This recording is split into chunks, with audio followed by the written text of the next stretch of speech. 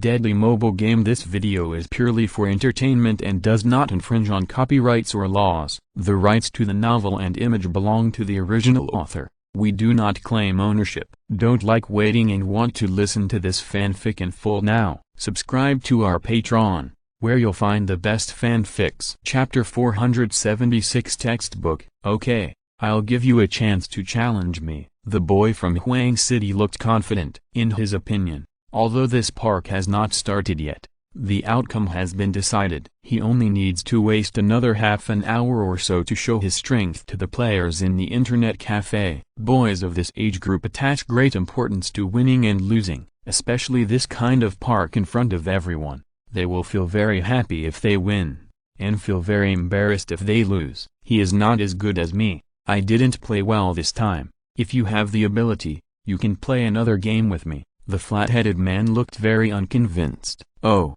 it seems that you are going to break your promise. Jin Ke looked at the flat-headed man with a smile. As a person who has experienced it, his actual age is now 5 or 6 years older than them. Of course, he doesn't really want to compete with them, but just thinks it's fun. In addition, he is also helping his two good friends to get back the place to avoid Zig having no place to find more than 5,000 yuan and being beaten when he goes home. Of course we keep our word, although your level is also average, according to the agreement. You are qualified to challenge me. The boy from Huang City looked very confident. After the two sides agreed, they stopped talking nonsense and went straight into the park stage. The boy from Huang City still chose the ghost tribe. Jin Ke still chose random. As a result, Jin Ke was randomly assigned to the human race this time. Although you implemented my tactical ideas and operational ideas in the previous game, there were a few places that were not done very well. I will now show you how to play against such an opponent. In the situation just now,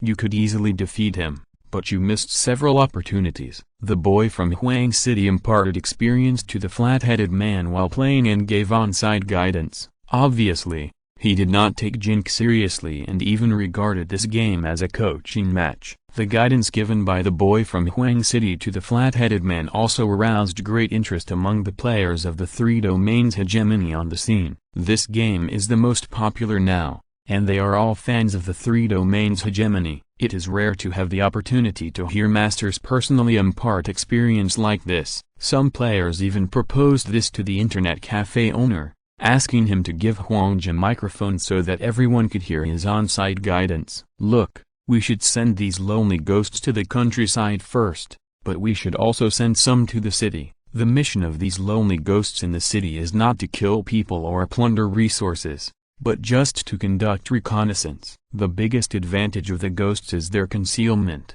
If we don't actively attack humans, humans can't find us at all. In this way, the opponent's development is all under our noses. The commentary of the boy from Huang City appeared in the internet cafe. The following battle was indeed as the boy from Huang City said. All of Jin Ke's tactics, all of his resource collection, and technological development were all within his expectations. In the last park between you and him, you suffered a loss at this key position. Now watch how I operate here. The boy from Huang City continued his explanation. The first large-scale direct war between the two sides took place on the outskirts of a small city at 3.5 minutes. Jin Ke built a base here, a base that was easily detected. In the last game, the flat-headed man suffered a loss in this base. He failed to take over the base and lost some troops, which led to his failure to establish an advantage at night. After dawn, the human race was in a great advantage, and with Jin Ke's success in stealing chickens, the flat-headed man was finally defeated. Now the boy from Huang City demonstrated to the flat-headed boy how to use the ghost troops in his hands to take over this base. After a fierce battle, the boy from Huang City used a dazzling operation to successfully kill all the defense forces and scientific researchers in Jin Ke's base with the last ghost left. Oh, it's too classic, textbook-like operation. I really opened my eyes today. After seeing this scene, the players on the scene were amazed. Qi Jinjuni sighed. Although Jin Ke played very well tonight and showed extraordinary strength, his tactical thinking and experience were still inferior to the opponent. After taking over this base, next, the boy from Huang City continued his explanation, but his voice stopped abruptly, because he suddenly found that the figures of human soldiers appeared near the dozen bases he built in the village. The human race actually launched a large-scale attack at night. Is this player too crazy or too bad? The bonus of night to the ghost race is very large. Attacking at night is a taboo for the human race. But what made the boy from Huang City a little headache this time was that he was not very clear about which base or bases Jin Ke wanted to attack, and the soldiers were divided into more than a dozen groups,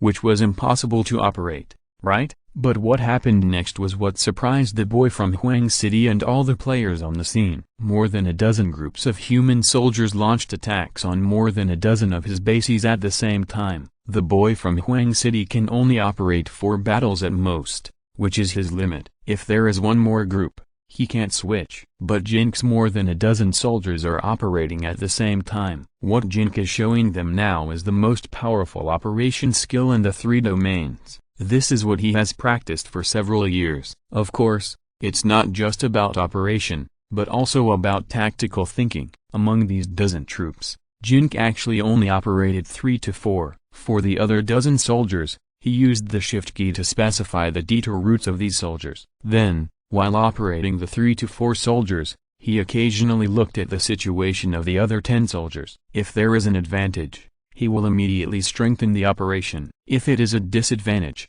he will add some macro operations to retreat and detour. These macro operations are summarized by some top players in the 3 domains in recent years. Jin Ke has also practiced these macro operations to perfection. There is no need to think about it. After seeing it, he will do it immediately, just like instinct. The 4 troops operated by the boy from Huang City barely equaled the offensive power of Jin Ke, but he soon found that his bases began to fall one by one, and his operation could not take into account the defense of other bases. During the entire battle, the commentary of the boy from Huang City also stopped. When the time reached 9 minutes and the sky was bright again, 7 or 8 of the dozen bases of the Ghost Clan had already been lost. During the 9-minute-long battle, the construction of the Ghost Tribe's base was almost completely stagnant, but the construction of Jin Ke's rear base was still going on. Chapter 477 Routine. After dawn, Jin Ke's steel torrent had even begun to take shape, when one of Jin Ke's technology balls flew over the main base of the Ghost Tribe without paying attention to anyone.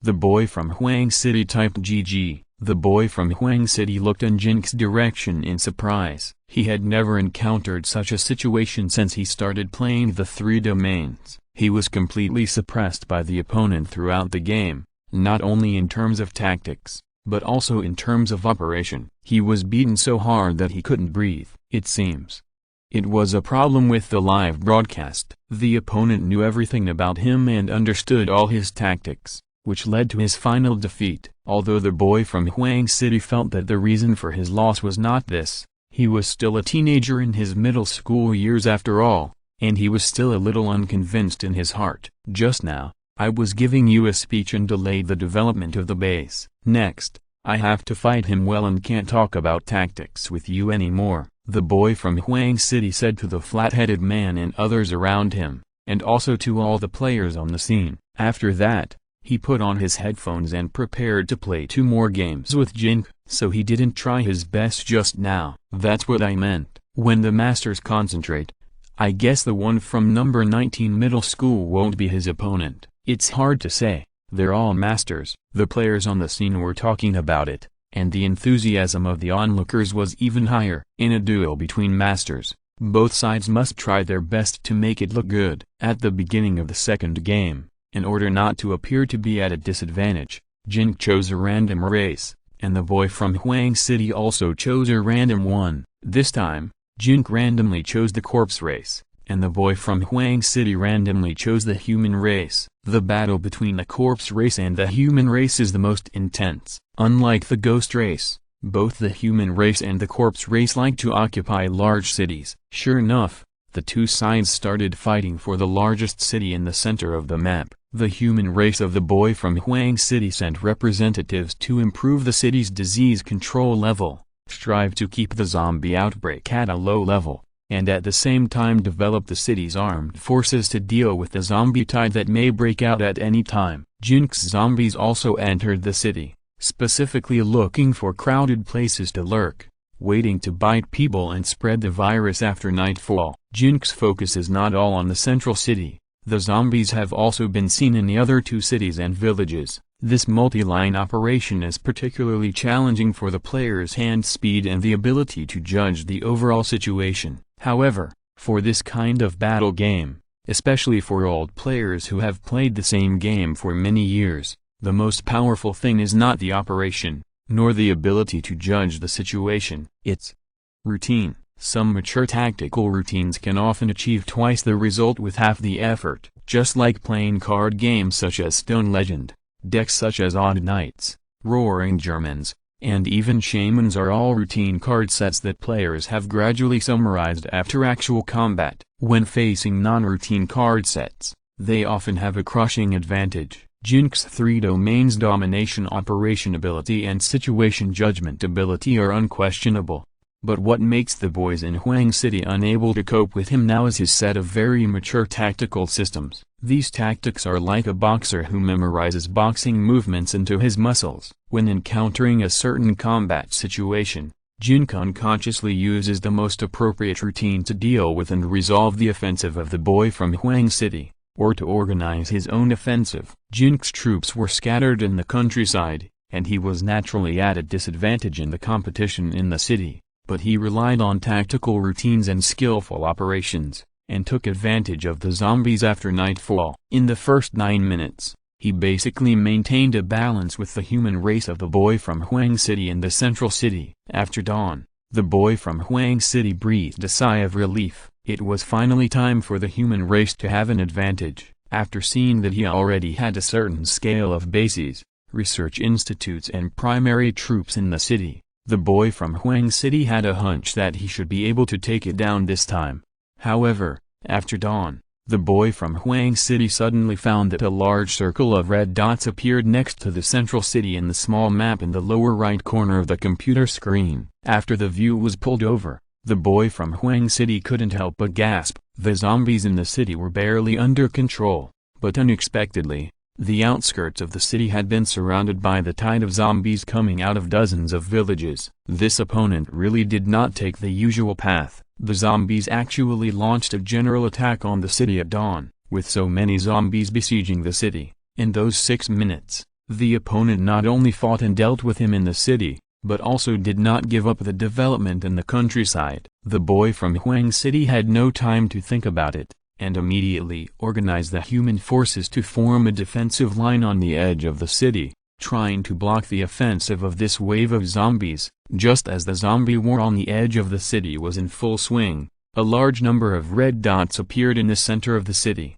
and a large-scale epidemic suddenly spread. The boy from Huang City had to withdraw part of the defense forces on the edge of the city to control the epidemic and the scale of the zombie tide in the city. As a result, the defense forces on the edge of the city were insufficient, and the defense line was quickly washed away by the zombie tide. A large number of zombies rushed into the city from the broken defense line, and cooperated with the zombies in the city. In a short time, the entire central city became a zombie paradise. As the number of zombies increased, the probability of evolution and mutation also increased significantly. Soon, some large mutant zombies and even some flying white flesh-winged zombies appeared in the city, and completely cleared out the last human forces in the city. The human race, which had lost the central city, hurriedly prepared the remaining forces and wanted to regroup in the 2 small cities, but the 2 small cities were also plagued by epidemics, and it was already very difficult to maintain the order of the city. When the zombie army in Jin Ke's central city surrounded the 2 small cities under the control of the evolved zombie mastermind,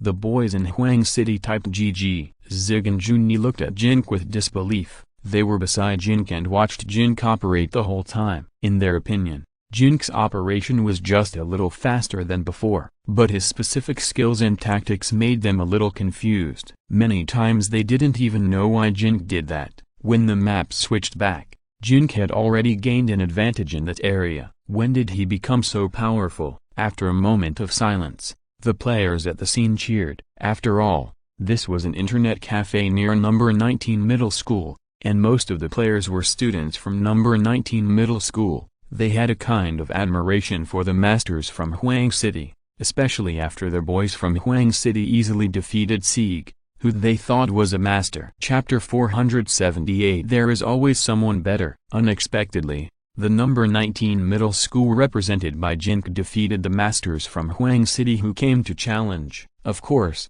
they felt very proud. Although these students usually don't have any sense of collective honor in school, when it really comes to this time, the inexplicable sense of collective honor and pride burst out from the depths of their hearts unconsciously. Jin Ke became their hero. I'm not good at the human race. I'm best at the ghost race. I've lost. I admit defeat, but I still want to play with you again. The boy from Huang City turned pale, but still asked Jin Ke convinced. Okay, the previous losses don't count. The last one will decide the outcome. If you beat me, I will still fulfill the previous bet. Jin Ke replied to the boy from Huang City with a calm expression. Previously, after Zig lost 2 games in a row, the other party also proposed this. It's impolite not to reciprocate. Of course, Jin Ke has to give the other party this opportunity back, so that the 2 sides are even. Good. You're a real man. The boy from Huang City praised Jin Ke, and the 2 sides quickly entered the 3rd round. This time,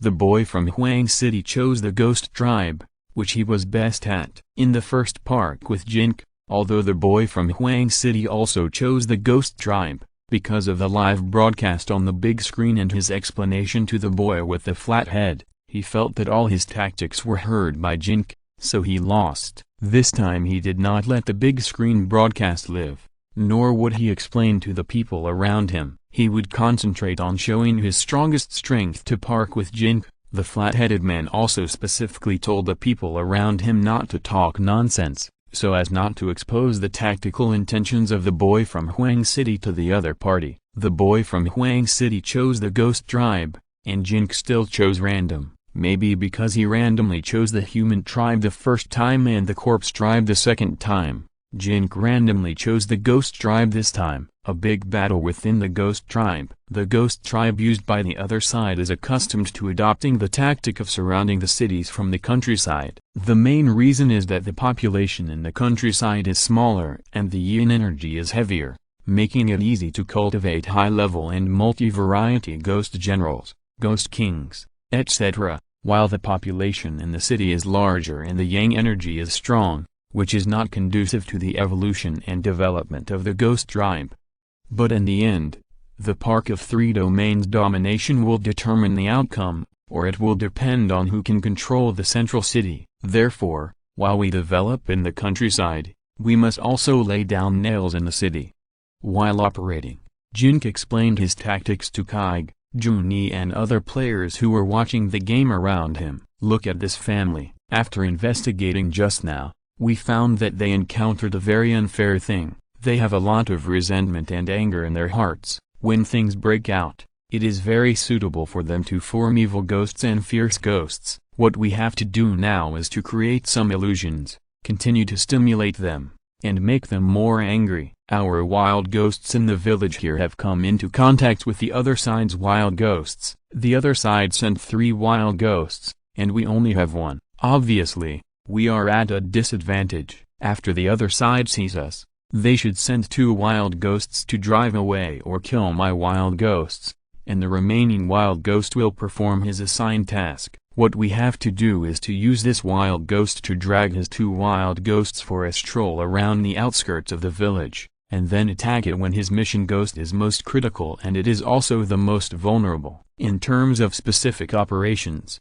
you can use Shift to execute a macro operation, and then you don't have to worry about this part. When the macro operation is about to end, switch over and add another set of macro operations. Okay, and Fierce Ghost has appeared in the city, a fierce ghost with great potential, and we can deploy a set of tactics. Jin continued his explanation. At the reminder of the flat-headed man, the boy from Huang City discovered Jin's explanation here. After taking off his headphones and listening for a while, he couldn't help but frown. Jin told all his tactics, and he told them in detail. This is completely disregarding his opponent. However, the boy from Huang City did the same thing when he played against Sieg before. Jin's current actions are obviously targeted revenge. The meaning is very clear. Even if I tell you all my tactical ideas and operational ideas, and tell everyone, I can still beat you. Jin's approach greatly stimulated the boy from Huang City's fighting desire. He didn't want to be looked down upon by Jin Ke. He concentrated on every step of the operation, wanting to defeat Jin Ke and the ghost tribe he was best at and regain today's place. Unfortunately, even if he knew all of Jin's tactics and all of Jin's conspiracy, the wars that broke out in more than a dozen places on the battlefield made it impossible for him to take care of both ends. After nightfall, the war broke out in full swing. The ghosts controlled by Jin Ke appeared and disappeared mysteriously, making the boys from Huang City feel as if the whole map was full of Jin's ghost soldiers, and each of Jin's ghost soldiers seemed to be controlled by humans. As long as the boys from Huang City did not pay special attention to a certain route, that route would inevitably suffer. This kind of local disadvantage gradually accumulated, causing a comprehensive rout of the entire battlefield. At the end of the first night, that is, when the game was 9 minutes in, the boys from Huang City found that the entire map was full of Jin's ghost soldiers and ghost generals, and the units he could control were pitifully few. Despite this, the boys from Huang City still persisted for another 3 minutes, until Jin's ghost army surrounded his base, and he called GG. That's how to play. Do you understand? Jin Ke asked Qi Jinjuni beside him. No. Qi Jinjuni shook their heads. This operation, this consciousness, if they don't practice for a few years, they feel that they can't do it at all. The other players around Jin Ke also shook their heads. They had never thought that the three domains battle could be played like this. This level of operation and tactical awareness was simply beyond their level. Even if Jin Ke demonstrated it to them 100 times, it would be useless. Master, please accept my apprentice's greetings. The boy from Huang City was a bachelor. After losing the third game, he was convinced. He took a can of herbal tea and walked over to pay his respects to Jin Ke. You're welcome. Get up. Your level is actually very good. What you lack is experience. Jin Ke gave the boy from Huang City a relatively fair evaluation. It can be seen that the boy is also a person who values trust and loyalty. There is no need to embarrass the other party in public. I like the game Three Domains Battle very much. To be honest, this game was developed by my father's company. I have been playing this game before the game was released. I really didn't expect that there would be someone with a higher level than me. There are always people who are better than you. The boy from Huang City was very emotional. If you're listening to this novel on a channel other than Fanfic World, it means they downloaded and uploaded it without effort. We cordially invite you to visit our channel, Mundo Fanfic Novelist. There you'll find the original version of this story and you can explore many other novels of various genres. We are waiting for you to immerse yourself in a world of incredible novels. Chapter 479, No Fight. No acquaintance. Your father is Meng Gui. Several players in the internet cafe blurted out. Oh. It's him. The boy from Huang City covered his mouth subconsciously, knowing that he had let the cat out of the bag. Wow. Meng Gui, the president of SYNOPSIS Company, a big shot with a net worth of tens of billions. The son of the Meng family actually came to a small internet cafe like ours. Haha. I didn't expect that he would fail in our small internet cafe. Right? It is said that the owner of the internet cafe is his distant cousin. This should be a distant relative, otherwise he wouldn't open an internet cafe here. You can name the internet cafe after SYNOPSIS, so you must have been authorized, right? The players in the internet cafe began to discuss. This master.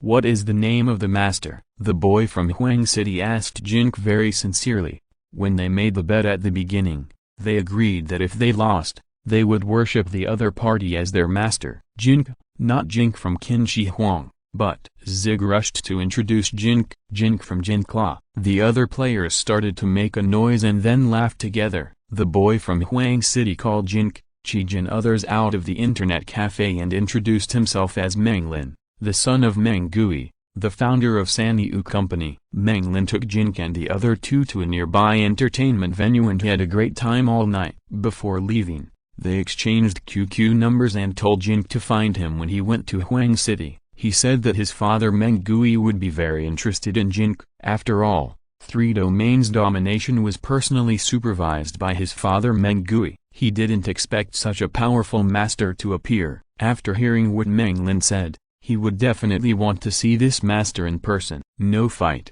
No acquaintance. The bet in the internet cafe ended in a very peaceful way, and the two sides became good friends. Jin Ke, how did you do in the final exam? You boasted in class that you would be admitted to the key class. If your grades are too bad, you won't be able to hold your head up in front of Teacher Zhang. On the way back, Cheech, Junyi and Jin Ke started chatting. It should be okay. Jin Ke smiled and didn't say much. You are so good at the 3 domains contest. How come we can't see it when you play against us on weekdays? Cheech and Junyi were very curious about this question. I'm afraid of undermining your self-confidence. You are my best friends after all, Jin Ke perfunctorily said to the two. Hey, today it's really thanks to you. Otherwise, for more than 5,000 yuan, my dad will definitely beat my ass. Cheech looked frightened. Your dad makes a lot of money as a doctor, right? Can't even take out 5,000 yuan? Junyi teased Cheech beside him. He is an anesthesiologist. Anesthesiologists don't make money. Only those doctors who sit in regular clinics and perform operations make money. My mother asked him to change his career a long time ago, but he won't. Cheech looked distressed. The three chatted all the way, and then went back to their own homes. A week later, this is the first time that Yunfeng City No. 19 Middle School has set up a key class for the second grade of junior high school. The school is particularly lively today, because today is the day when the final exam results are announced, in order to show that there is no shady deal in this class division, and that it is open and fair and based entirely on grades. The school specially invited parents of students to come and check the score ranking and class division together. Although it is not mandatory, many parents accompanied their children to the school. The grades announced today will determine whether their children can enter the key classes. Only by entering the key classes can they get better teacher education and have a better chance of becoming talents. There are many people coming. Fortunately, the school's playground is large enough. The school used white lime to mark out areas for each class in the first grade of junior high school. Students sat in front with stools, and parents stood behind. Jin Ke's parents came, and other students also had at least one parent come. Those students who usually have good grades basically came with their parents. If their children have good grades, parents will also have special face in this occasion. Oh, are you Wang Saikeng's father? We met last time. Wang Saikeng ranked first in the class in the midterm exam. You really have a good education. A parent greeted another parent. No, it's mainly because the child works hard, Wang Saikeng's father said politely, but he looked very proud of his son. Tell me about your education method. How did you educate such an excellent son? When other parents heard that it was Wang Saikeng's father, they gathered around. Actually, there is no trick. It's just the method of goal motivation. From childhood to adulthood, I always set a goal for my son that he can achieve. He will feel a sense of accomplishment in the process of completing the goal. Wang Saikeng's father couldn't save face, so he had to tell everyone a few words. Goal motivation? How do you do it specifically? Give us an example. Yes, give us a specific example. Some parents are very interested in Wang Saikeng's father's method. This is very simple. Just like when you make money in business, set a small goal that can be achieved first. For example, I will make 100 million first. Wang Saikeng's father gave an example to the parents. Oh, this is really a small goal. It's so easy to achieve. The parents praised Wang Saikeng's father's goal motivation method. Whose children are you two? Someone saw Jin Ke's parents and asked them. Both parents asked for leave today and came here. They are all top students in the class and are waiting for the announcement that their children have entered the key class. Jin Ke's parents also came here, and other parents mistakenly thought they were also parents of top students. We are Jin Ke's parents. Jin Ke's mother smiled and answered the parent. Jin Ke, what place did you take in the midterm exam? The parents were a little unfamiliar with this name. When they came here, they had studied the competitors, that is, the top 10 students in the midterm exam in the class, but obviously they had never seen this name. Jin Ke, 29th, After the 250th place in the entire grade. I have the midterm exam score sheet here. A parent took out a form and quickly found Jin Ke's name. Ranked 29th in the class and 250th in the grade? Then there is no hope for you to get into the key class. Indeed, in half a semester, no matter how hard you try, you can't improve. I wish you good luck. The parents showed contempt and sympathy on their faces, and then turned to other parents. Is this Mr. Go Jingming's father? Another student's parent was recognized. Haha, it's me. Go Jingming's father also had a proud expression on his face. I heard that Go Jingming's composition is very good. His Chinese score is the first in the grade, and his midterm composition was selected for the Chukai Cup composition competition and won the first prize. You are his father? You should have a great influence on him in this regard, right? The parents surrounded Go Jingming's parents again. Chapter 480. You are my pride. We are from a scholarly family. When he was 2 years old, I taught him to recite Tang and song poems. Go's father told everyone about it. Why did I hear that his composition was plagiarized? A parent muttered in a low voice. What nonsense. Every word in that composition was written by my son stroke by stroke. Hasn't he seen the Xinhua dictionary? What the hell is plagiarism? Go's father was furious. Stop arguing. Teacher Zhang is here. The results are going to be announced. I'm looking forward to it. My son ranked 8th in the class in the midterm exam and in the top 100 in the grade. I wonder if he will be in the top 40 in this final exam. There will be no problem with my son Saiken.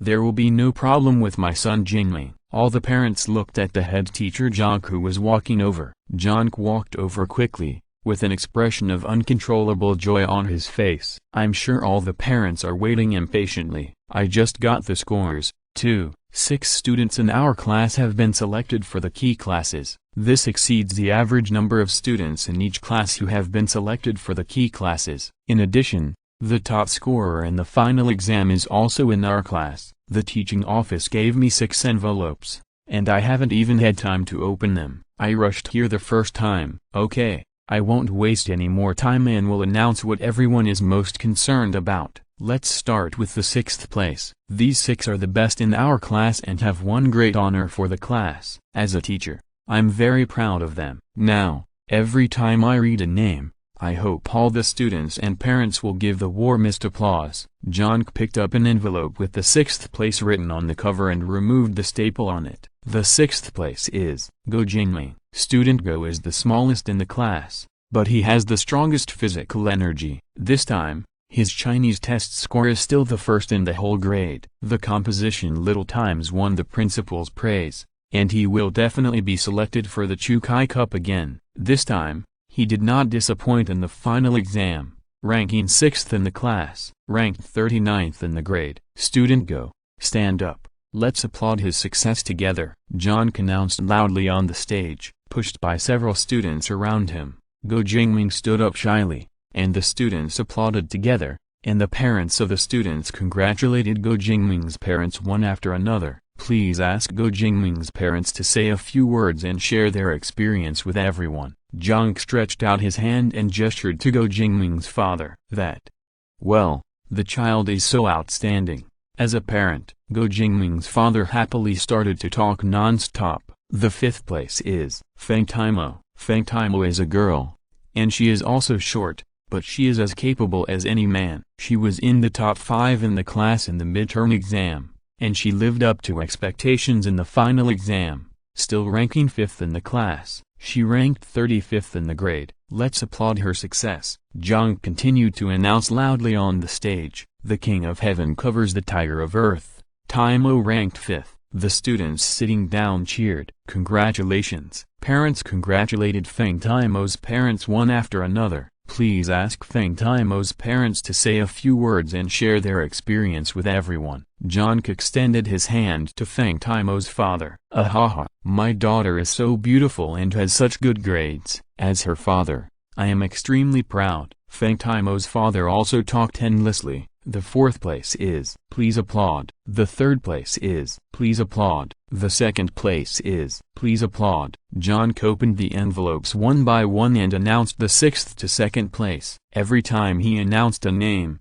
he briefly praised the students' characteristics and daily efforts, and asked him, her, to stand up and accept the applause of the whole class. At the same time, he asked their parents to share their experience with all the parents. It was time to announce the first place. The whole class and the parents of the whole class looked at Jin Ke expectantly. Among the top 6 students in the midterm exam of this class, only 3 names appeared in the key class. It seems that the rankings of the top few students in the final exam have changed a lot. I wonder who will be the lucky one who won the first place? According to what the head teacher Jin Ke said before, the first place in this class is also the first place in the grade. This kid has performed too well, right? You know, their class has never won the first place in the grade. The first place in the grade, after entering the key class, must be the focus of the school. Maybe he will become the top scorer in the middle school entrance examination and the top scorer in the college entrance examination in Yunfu City in the future. When opening and packing the envelope with the first place, there was a small problem with the staple remover. The head teacher Jin Ke took a little longer to remove the staples. He simply said a few off-topic sentences to ease the awkward atmosphere. Let me say something off-topic here. Although all the students in the class are working hard, there is also a student who is lazy and does not take learning seriously. A few days before the final exam, he boasted that he could enter the key class. Have you seen the efforts of Jingming, Timo, and Sikong?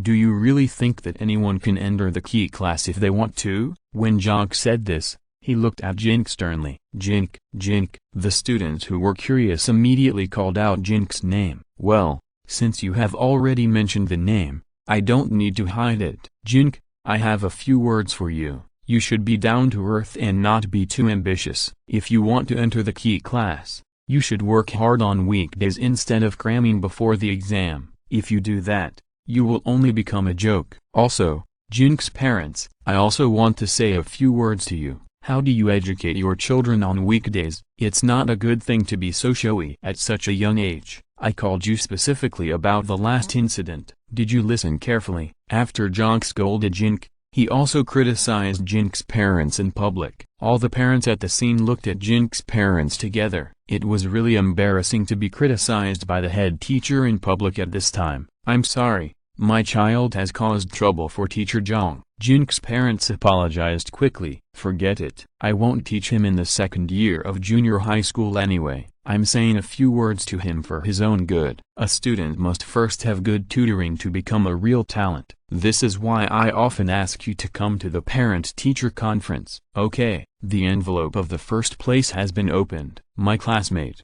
you are my pride, the pride of all of us. Let's take a look at who got the first place in the grade in the final exam. He won the greatest honor for me and our class. All classmates and parents, please prepare your hands and give this classmate your most enthusiastic, warmest, most lasting and loudest applause. Jin Ke, the head teacher, took out the letter from the first place envelope, waved it to everyone, and then took it in front of him to read out the name. After seeing this name, Jin Ke's face changed drastically. Chapter 481. I don't know those 2 words. Who is it? I'm so excited. Yes, he got first place in the grade. Could it be Luo Ye? His name is the only one that hasn't appeared among the top students in the midterm exam of the first grade, 3, class. I also think it's Luo Ye. I bet that he has a 50-50 chance of getting first place in the grade. Luo Ye. Forget it. He cheated in the math exam and brought a plug-in.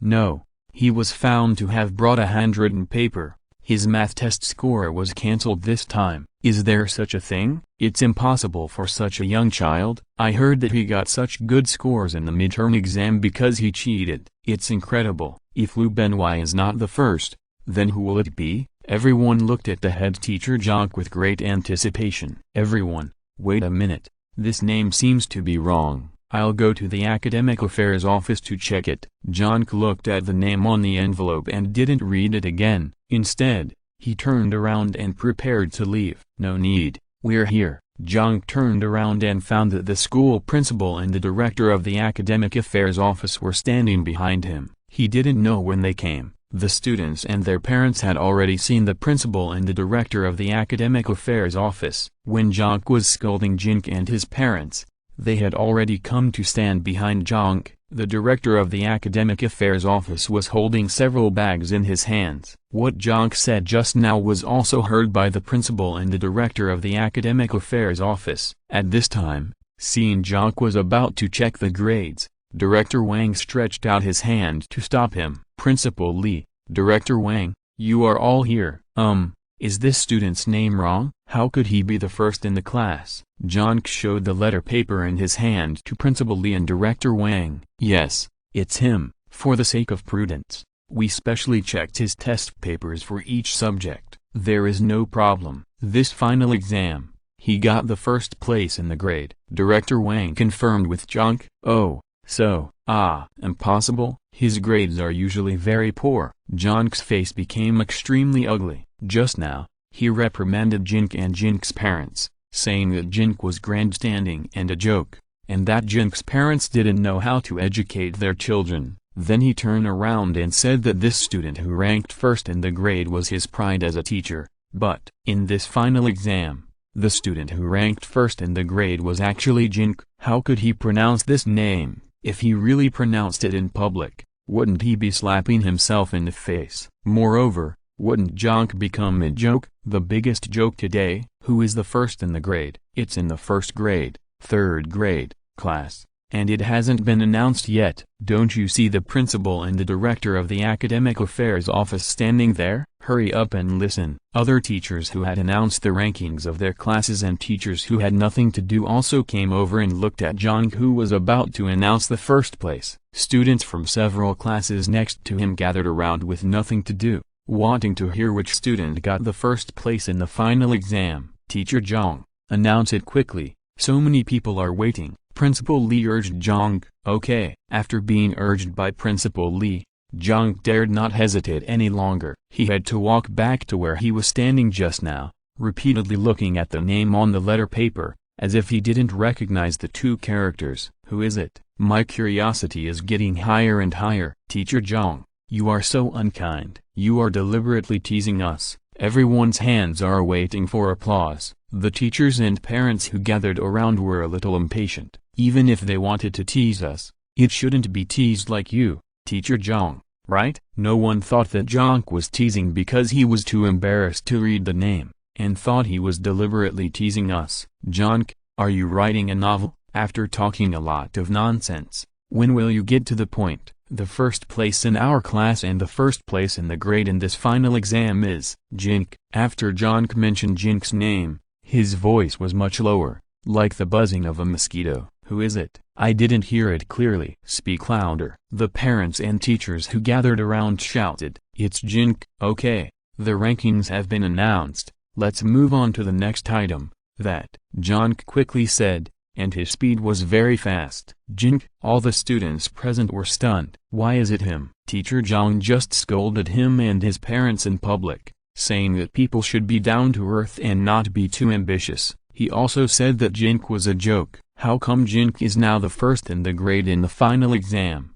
Did I hear it wrong? You got the first in the grade? Zig patted Jin on the shoulder. No way. How is it possible? Jun was also very surprised. The three of them had agreed to fail together. How could you secretly get the first in the grade? It's not brotherly. All the parents of the students present were also stunned. They looked at Jin's parents together. Didn't they say that Jin was about 30th in the class just now? How did he soar to the top of the grade in the final exam? Jin's parents were also stunned. The purpose of their coming here was just to give Jin some encouragement and support. As long as Jin could get into the top 20 in the class in the final exam, they would be satisfied. Unexpectedly, he actually got the first place in the grade. Was it a mistake? The students, parents, and teachers present were talking about it, and they couldn't believe what they heard. Teacher Jin, didn't you say earlier that this student is your pride, and asked all of the students and parents to prepare their hands and give this student the most enthusiastic,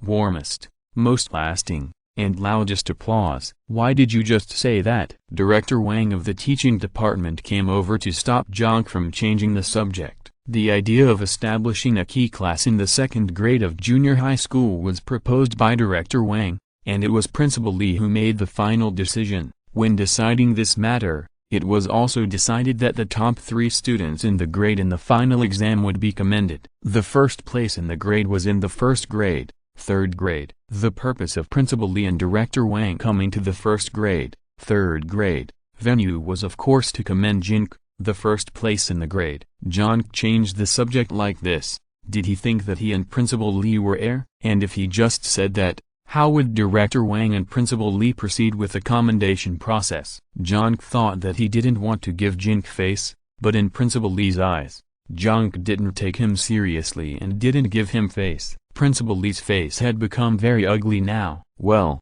please applaud, Jin Ke announced reluctantly, without even mentioning Jin Ke's name. Chapter 482 Believe in Miracles. Teacher Zhang, you said that if Jin could get into the key class, you would eat a textbook in front of the whole class. You must keep your word. Chij said this to Jin Ke in public. Chij and Jin Ke were just friends who played games together, and their relationship was not particularly close. But that time in the internet cafe, Jin Ke stood up for him, helped him save more than 5,000 yuan, and helped him regain face, which made him particularly grateful to Jin Ke. Now seeing Jin Ke bullying Jin Ke in public, he couldn't help but stand up for Jin Ke, as a way of repaying the favor for what happened that night. Sit down. Stop making trouble. If you make trouble again, I will send you to the academic affairs office. Jin Ke was already a little embarrassed, and Chij's coaxing made him even more embarrassed. We have a recording. A poor student in the class took out his mobile phone and turned up the volume to play a piece of audio in public. Before the final exam, when Jin Ke asked Jin Ke for the internal test questions, the poor student was reading a novel on his newly bought mobile phone. He found Jin Ke's words very interesting, so he subconsciously recorded the entire conversation between Jin Ke and Jin Ke in class. Seeing Jin Ke's frustration, he couldn't help but take out his mobile phone to play the conversation. Teacher Zhang, can you give me a copy of the internal test paper? I'm sorry, this internal test paper is only given to the outstanding students in the class. Giving it to you is just a waste of paper. You can't get into the key class. Please don't be grandstanding at this time. Teacher Zhang, isn't it too much for you to say that? It's a bit humiliating. If I get into the key class, shouldn't you apologize to me in front of the whole class? Apologize? Do you still want to get into the key class? If you can get into the key class, I will eat this textbook in front of the whole class. Teacher Zhang, you just said that you hope every student in our class will have a sense of collective honor.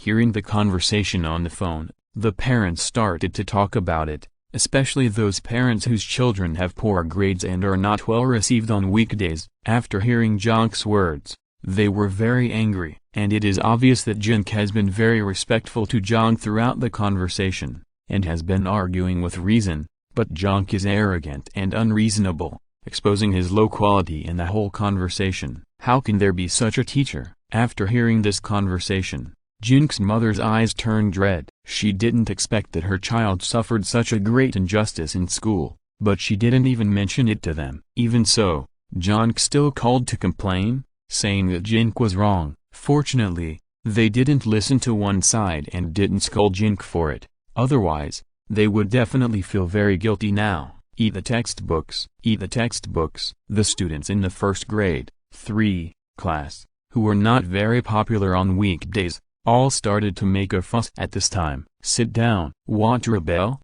Jin Ke couldn't help but panic. These students are too bad, right? They actually made such a fuss in front of the director of the academic affairs office and the principal. Teacher Zhang, I'll be responsible here. You go to the academic affairs office later and make up for the education on teacher style and ethics. Director Wang looked at Principal Lee's face, observed his expression, stopped Jin Ke, and took the envelope from him. Jin Ke's face turned red, and he wanted to say something but couldn't say it for a long time. In front of all the students and their parents, he was interrupted and asked to go to the academic affairs office to conduct additional education on teacher ethics. He is completely disgraced in this field. Which parents will be willing to enroll their children in his class in the future? Student Jin Ke, please stand up so that everyone can get to know you. Director Wang ignored Jin Ke, picked up the microphone, and looked around at the place where the students of the first grade, 3, class were sitting with a smile on his face. Jin Ke is usually very low-key and does not show off, The school leaders don't know him very well. Jin Ke was pushed to stand up by Jin Ke. Jin Ke's parents' eyes were moist,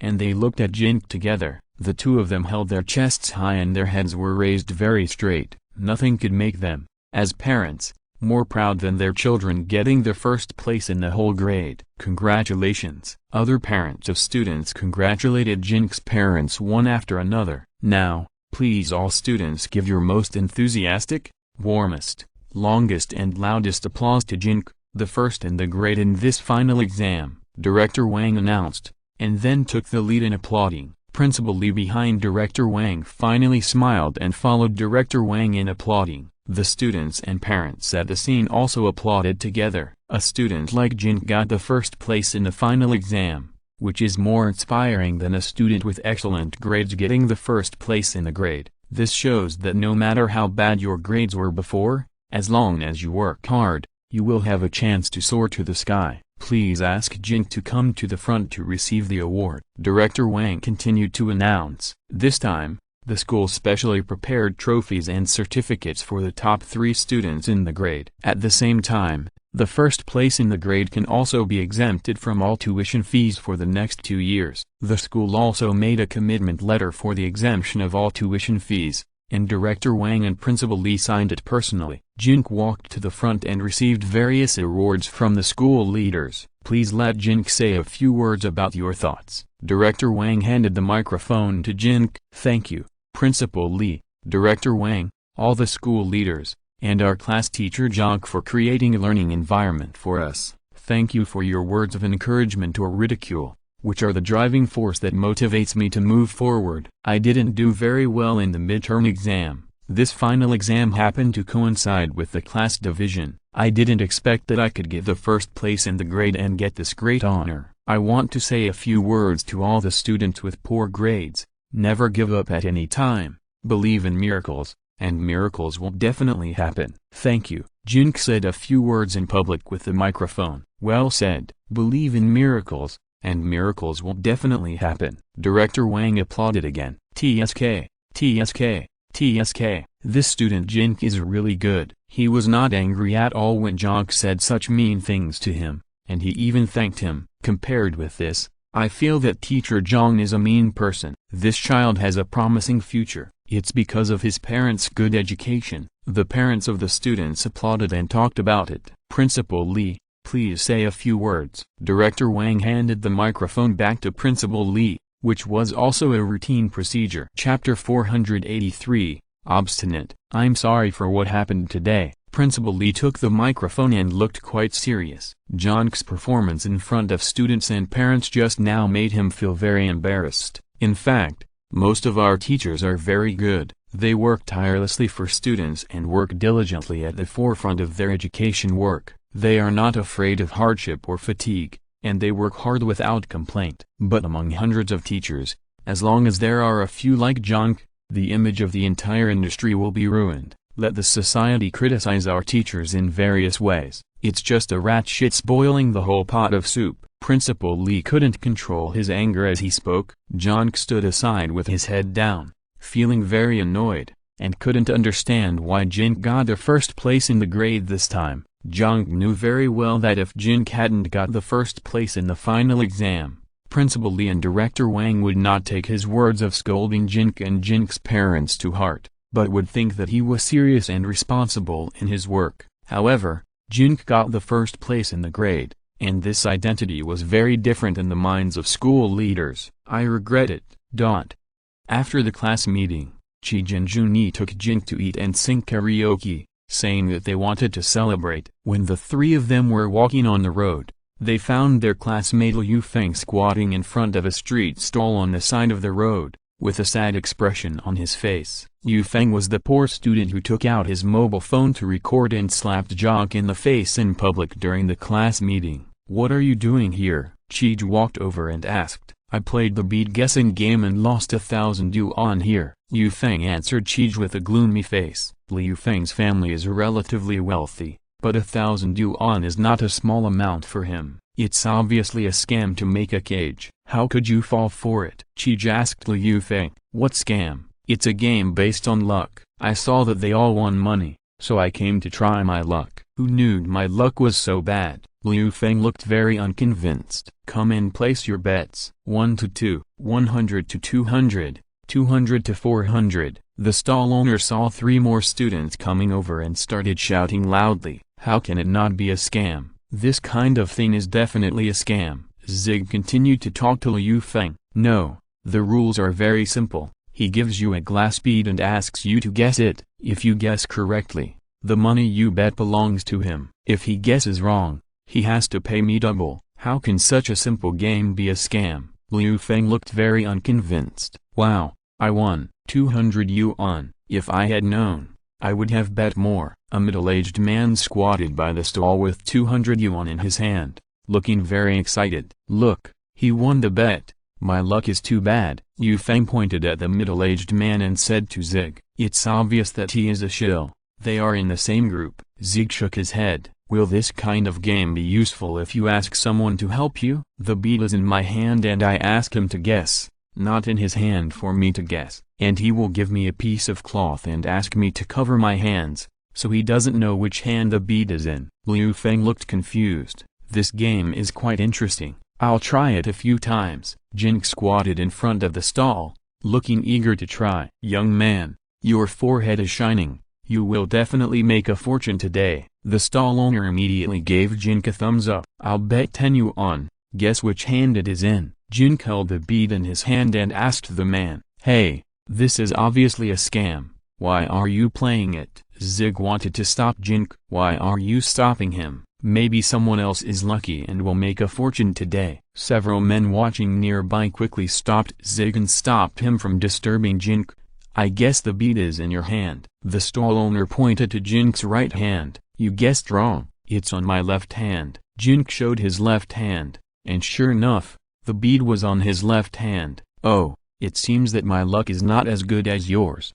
I guessed wrong. Here are 20 yuan for you. The more you bet, the more you will get. If you bet 100, I will pay you 200. If you bet 1,000, I will pay you 2,000. The stall owner continued to encourage Jin Ke. "He wants to give you a little sweetness to deceive you. Don't be stubborn. You won't make money." Zig, who was stopped, persuaded Jin Ke earnestly. "I'll bet 2,000 this time." Jin Ke suddenly produced a large stack of money from his hand and put it in front of him on the stall. The stall owner looked at the 2,000 yuan in front of Jin Ke with a greedy look on his face, and then urged Jin Ke impatiently to pinch the beads and let him guess. "You are crazy. It's a scam. Don't be stupid." Zig shouted to Jin Ke. He really didn't understand how such a smart Jin Ke could fall for such a small scam. Although Zig didn't know what the scam was, he knew it was the routine of the cages on the street, just to deceive some fools who wanted to get a small advantage. "I was wrong. I thought Jin Ke was a very smart person, but I didn't expect him to be so stupid." "Guess which hand of mine the bead is in?" Jin Ke stretched out his 2 hands and asked the stall owner to guess. "He deliberately let you win the $10 just now. He won't let you win again this time." Zig continued to shout to Jin Ke, "I guess it's in your left hand." The stall owner looked very confident. "Sorry, you guessed wrong. It's in my right hand." Jin Ke spread out his right hand, and sure enough, the bead appeared in his right hand, while his left hand was empty, with nothing in it. "Impossible. Absolutely impossible." The stall owner was shocked. He bought this set of things online. There is a special instrument to sense which hand the bead is in. The instrument will sense it and it has never made a mistake. How come it was clearly sensed on his left hand this time, but it appeared on his right hand? "You lost. Pay up.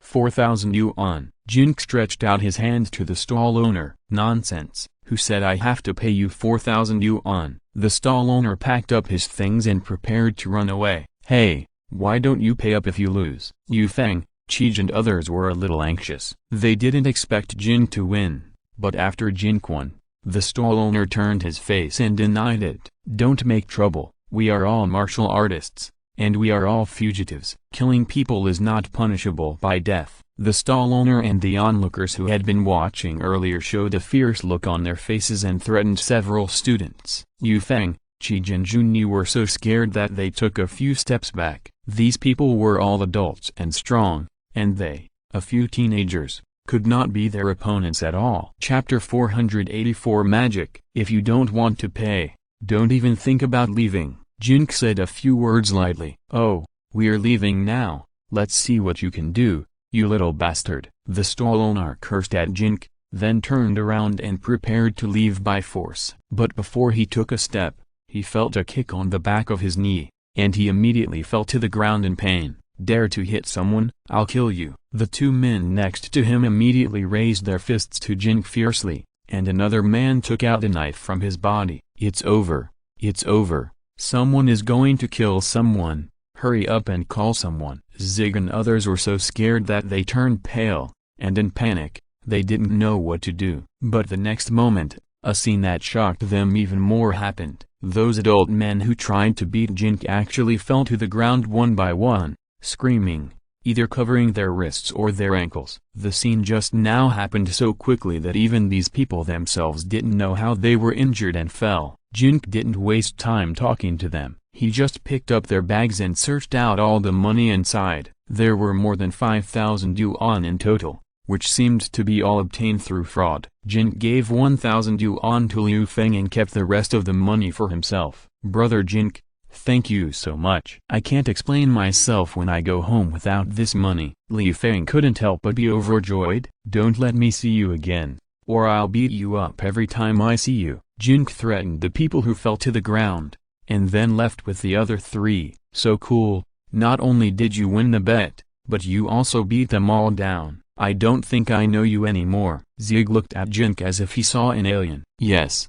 You played so well in the 3 domains contest. You got the first place in the whole grade in the exam, and you won the bet of the scammers and beat the scammers to pieces. Is this still the Jin Ke we know? Junyi also had a strange expression on his face. You talk too much nonsense. Do you want to go out and have fun? Someone has sponsored the expenses for tonight. Jin Ke raised a large stack of banknotes in his hand. Of course we have to go out and have fun together. The three were very happy. By the way, what was the matter with the bet just now? It was obviously a scam, but you still won. Zig looked at Jin Ke in confusion. You are right. They are indeed making cages. The people next to them are all stooges. There should be a transmitter in the beat. He has a receiving device on his body, so whether it is placed in the left or right hand, he will know which hand it is in as soon as he senses it. Jin Ke nodded. But in this case, how did you beat him? The three looked at Jin Ke together. Because I can do magic. Jin Ke spread his palms, and the bead just now appeared in Jin Ke's right hand. His left hand was empty at night. Jin Ke closed his hands and spread them again, and the bead appeared in his left hand. Wow, how did you do this magic? So cool. Teach us. We want to learn it too. The three looked at Jin Ke with admiration. This is fast hands, so fast that you can't even see it in the air. If you want to learn, you have to practice for a long time. I have been practicing since I was 3 years old and I have only reached this level now. How did you practice? If you want to practice, you can go to the toilet and start by catching flies with one hand. When you can reach out one hand and catch 3 flying flies at once, I can teach you how to do magic. Jin Ke began to talk nonsense. Jin Ke's so-called magic is of course very simple. He has a hidden ring on his hand that no one else can see. He only needs to put the beads into the storage ring when he holds them in his left hand, and then take them from the storage ring to his right hand when he opens his right hand. This kind of magic is really impossible for ordinary people. Hearing that learning this magic is so difficult and that they have to go to the toilet to catch flies, the other three had to give up. Yuliu's Wang. Yuliu's Wang is actually a restaurant. It takes about 1 stop from number 19 middle school to Yuliu's Wang. If the students of number 19 middle school want to go to a place with a slightly higher grade for dinner or gathering, they will choose Yuliu's Wang. Jin Ke and his 3 companions came to Yuliu's Wang. When they arrived at Yuliu's Wang, there were already many students in Yuliu's Wang. It was very lively with students from other classes and the same class. When the 4 were about to ask for a table, they were told that it was full and they had to wait in line outside. Jin Ke, come over here, just had a few chairs. Just as the 4 were about to leave, someone suddenly called Jin Ke's name. The 4 looked over there and found that more than a dozen students from several classes in the first grade had asked for 3 tables to have a meal here. They were all students in the first grade who usually had good grades, at least in the top 40. and this time they were all in the key classes. On weekdays, parents have instructions that generally speaking, students with good grades play with students with good grades, and students with poor grades play with students with poor grades. So Jin Ke and his people were not in the same circle as those people, so they did not have dinner together. But now it is different. Jin Ke got the first place in the grade and can enter their circle. The person who called Jin Ke just now was Wang Xiking. With him were Feng Temu, Go Jingming and others, all of whom were the top students in the class. Usually we take turns to treat each other. Today it is Xiking's turn to treat. You don't have to pay and you can eat as much as you want. Wang Xiking's follower Lin Bujing said a few words to the four people. Lin Bujing was silly and his words were a bit unpleasant to hear, but he had no ill intentions. No, I'll treat you this time. I've agreed with them. By the way, add a few more dishes. Jin Ke shook his head. You'd eat? Do you have enough money on you? Lin Bujing asked Jin Ke. So much. Is it enough? Jin Ke took out a stack of money and put it on the table. He didn't want to show off his wealth, but he had agreed with the other three people that he would treat this meal. Wow, so much money? The classmates all looked at Jin Ke with shining eyes. Even if they were more well off, their pocket money rarely exceeded 1,000. Jin Ke's stack of money must be at least 3,000 or 4,000, right? The students at the other two tables also looked over here. Some students who were not familiar with Jin Ke looked at Jin Ke differently, especially some girls. They knew that Jin Ke ranked first in the grade, and now they found that Jin Ke was so rich, and they couldn't help but feel very curious about him. Jin Ke was too low-key on weekdays, and they knew nothing about him. He looked like a rich second generation at least. No wonder his grades improved so fast in half a semester. Chapter 485 Trump Card. The boy next to one of the girls looked at Jin Ke with some displeasure. This boy's name was Shen Zheng, and he was pursuing the girl next to him named Jian Li. Shen Zheng's family was in business, and his family environment was relatively good. Then, Shen Zheng happened to know the situation of Jin Ke's family. He knew that Jin Ke's parents were both part-time workers, and most of them were temporary workers. Jin Ke was just trying to show off. The problem was that he was showing off, and he also attracted the attention of these girls, especially the girl he was pursuing, Jian Li. At this time, the look she gave to Jin Ke was like a fangirl looking at her idol, which made him even more upset. After the meal was almost over, Shen Zheng proposed to everyone to play poker. Qi and Junyi both said they would not participate. They knew that Shen Zheng, Wang Xiking and others played big, starting with 10 yuan per bet, but Shen Zheng specifically asked Jin Ke to play with him. At this time, if Jin Ke got stage fright, he felt that his face would be restored. If Jin Ke really dared to participate, Shen Zheng, a veteran of poker, would definitely make Jin Ke lose all his money. Anyway, he could make Jin Ke lose face, and he would achieve his goal. Jin Ke didn't play poker much before, and didn't understand the rules very well. He saw from Shen Zheng's performance that this kid was not pure-minded, but he was too lazy to argue with such a kid. If he was happy, he would play a few rounds. Anyway, he had too much money to burn. Last time, Yu Qian gave him a reward of 5 million yuan, and he took it out in cash and carried it with him. There was no other way. He had been poor for a long time and had never seen so much money. He was afraid that the bank would swallow it and not pay him back if he put it in the bank,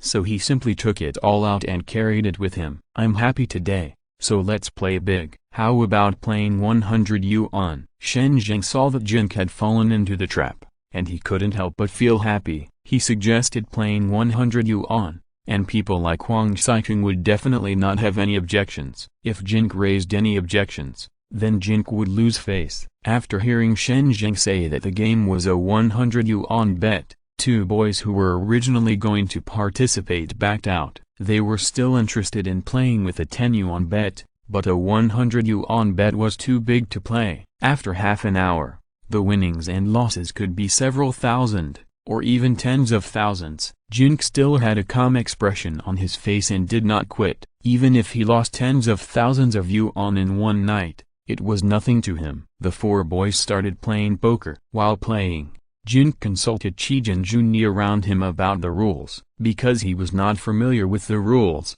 he lost more than 1,000 in a short time. After discovering that Jin Ke was not very good at playing, Shen Zheng was even happier. He did not expect that while he could regain his face in front of Jin Ke, he could also earn a lot of pocket money. He bet more and more later. Wang Saiking did not dare to follow for several consecutive times because of the bad cards, but Jin Ke followed without knowing why, and ended up losing more than 1,000 again. Seeing Jin Ke lose 3,000 in just 10 minutes, the students watching couldn't help but tremble with fear. Qi Jinjunyi also whispered to Jin Ke to stop playing, but Jin Ke looked indifferent. Of course, Shen Zheng kept encouraging and stimulating Jin Ke, as if Jin Ke would not be a man if he quit now.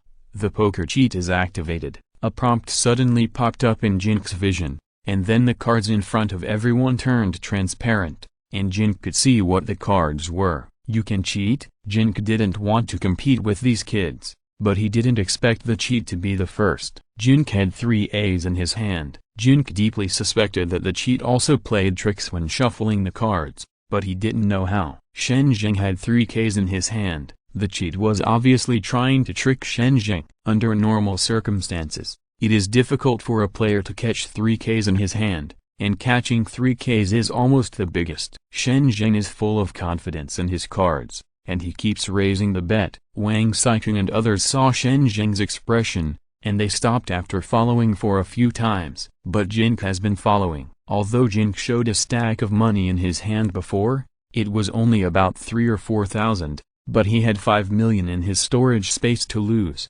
so it didn't matter how much he followed. Add 1,000. Shen Zheng raised the bet again. Follow 1,000. Jin Ke's expression was indifferent. Add another 2,000. Shen Zheng raised the bet again. Follow 2,000. Jin Ke still had an indifferent expression on his face. Shen Zheng hesitated a little. Could Jin Ke have 3 A's? Otherwise, how could he be so calm? But he couldn't be timid at this time. If he was timid, he would lose face in front of everyone. Add 5,000. Shen Zheng's eyes were red. He bet more than 8,000 yuan in this hand, his pocket money for the whole year. The atmosphere at the scene became solemn. All the boys looked at the cards in front of the two. The girls also stopped chatting and looked over here. 5,000. Jin Ke still had a calm expression on his face. This time, he also bet more than 8,000 yuan, adding the 1,000 and 2,000 bets from others.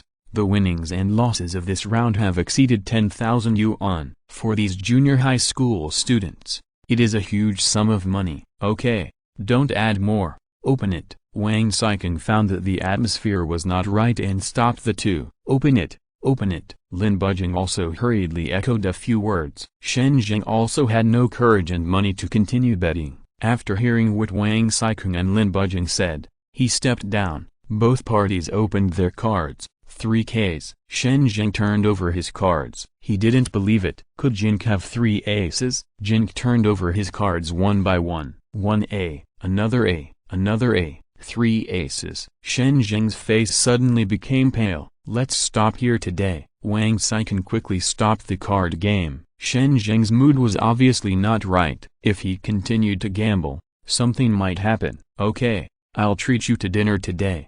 Is that okay with you? Jin Ke smiled and didn't seem to take the bet seriously at all. Everyone said they had no objection, and the boys and girls looked at Jin Ke with even more admiration. Not to mention that he got the first place in the grade. He was also able to get 3 A's in playing fried golden flowers. This luck is unparalleled. Shen Zheng's face was pale, but he was extremely depressed and frustrated. He wanted to make Jin Ke lose face and win a lot of pocket money by the way, but he lost so much that he didn't even have pants to wear. Moreover, he let Jin Ke use his money to treat him. Jin Ke took all the face, but he lost all his face. What is it called making clothes for others to marry? It's people like him. The girls talked about it and whispered about Jin Ke's background and family background. In their eyes, Jin Ke was already covered with a mysterious halo. You are not very familiar with my brother, right? By the way, Jin Ke, he is still very familiar with you, and he said he likes you. Zig was very proud at this time, and he didn't speak so carefully, and began to talk nonsense. If you're listening to this novel on a channel other than Fanfic World, it means they downloaded and uploaded it without effort. We cordially invite you to visit our channel.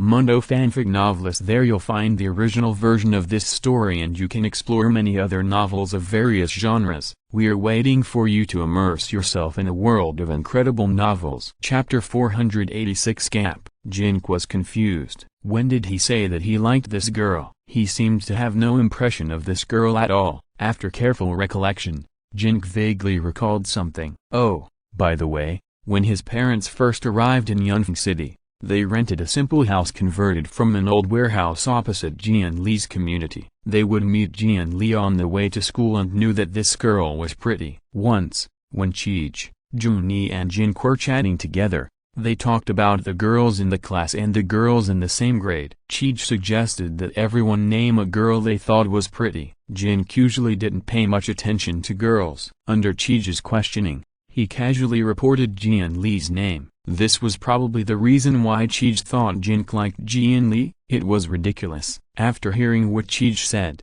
Jian Li subconsciously stroked her long hair with a superior look on her face. The girls next to them also laughed and made all kinds of jokes about Jian Li. In the past, if Jian Li was teased about being with an unknown poor boy like Jin Ke, she would definitely be very angry. But now it is different. Jin Ke got the first place in the final exam of the whole grade. His family is also very rich. He is obviously a rich second generation. When Cheech said in public that Jin Ke liked Jian Li would certainly feel very proud in front of her classmates. Jin Ke was too lazy to refute anything. The more you refute such things, the more others will think that you are guilty and that he has a crush on Jian Li. His age is different from these children, so he will not care about them. Shen Zheng's face was a little dark. In his opinion, Jin Ke was going to steal her love. Have I seen you somewhere, outside of school? Jian Li saw that Jin Ke did not deny it after being said by Cheech, and felt that Jin Ke must have admitted it.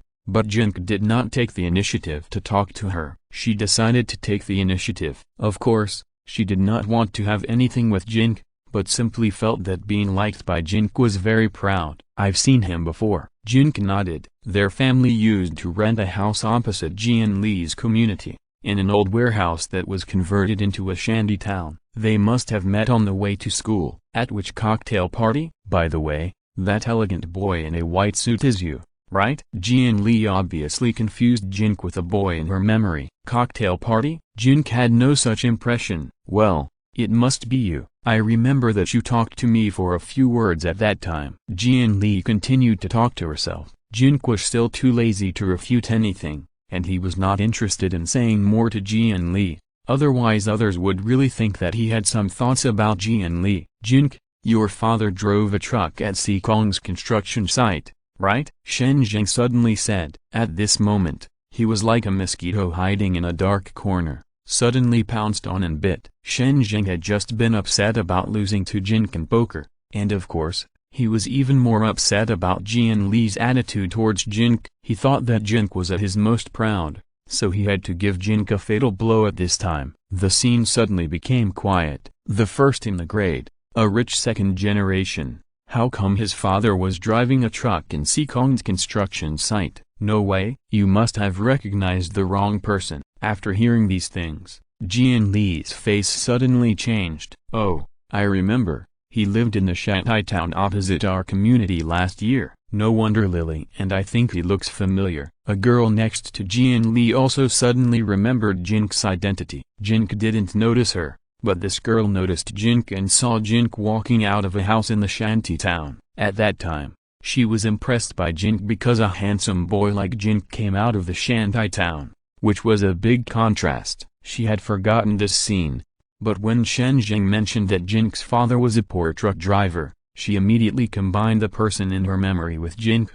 You remembered it wrong? Jian Li said with an expression of unwillingness. Yes, it was him. The girl felt very accomplished for exposing the identity of a fake rich second generation. Jian Li's expression became gloomy, and she felt angry that she had lost face and was deceived. She thought she was pursued by a prince, but she found out that she was pursued by a beggar in the shanty town. This gap was really too big. Although Jin Ke never said anything to her from beginning to end, in Jian Li's heart, Jin Ke was cheating and cheating on her feelings. No wonder he is so good at playing poker. The poor people in the shanty town have no entertainment activities at night, so they play poker every day. Shenjing added a few more smugly. By the way, his mother seemed to have set up a vegetable stall across the street from the community, and my mother bought vegetables from that vegetable stall. The memory gate of the girl next to Jin Lee was completely opened. I have to say that her memory is really good. She even recalled such things. Jin Lee's face became even uglier.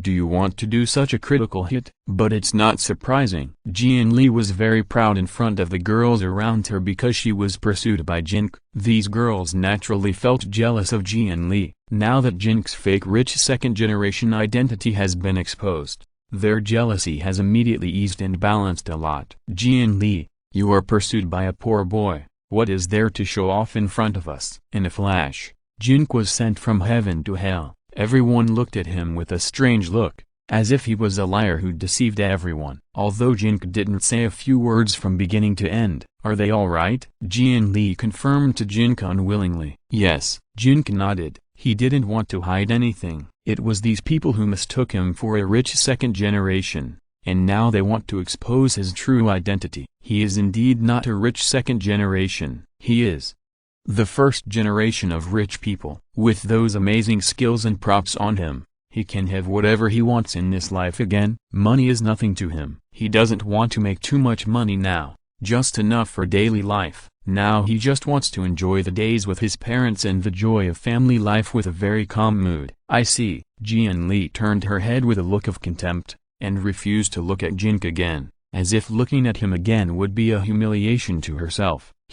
Wang Saiking suddenly stood up and looked in the direction of the stairs on the second floor of Yuli Uzhuang Hotel, with a very surprised expression on his face. The others also looked over in a hurry. Look, Meng Lin, the son of Mr. Meng of Sanyu Company. Lin Buzhong, who was beside Wang Saiking, spoke quickly and blurted out immediately after recognizing the person who came down. Chapter 487 Expansion. The son of Mr. Meng from the Sanyu Company? All the boys and girls looked towards the stairs. Sanyu Company? The girls all felt that the name was familiar. Sanyu Company is currently investing billions of yuan in a large project in Yunfeng City, and it is being promoted in newspapers and on TV. Lin Buzhong added a few words beside him. I heard that the citizens of Yunfeng City know about it even if they don't want to know. All the girls nodded. Of course, all the boys and girls present knew the strength of Sanyu Company, and they knew that Mr. Meng's son was a real nobleman, so handsome.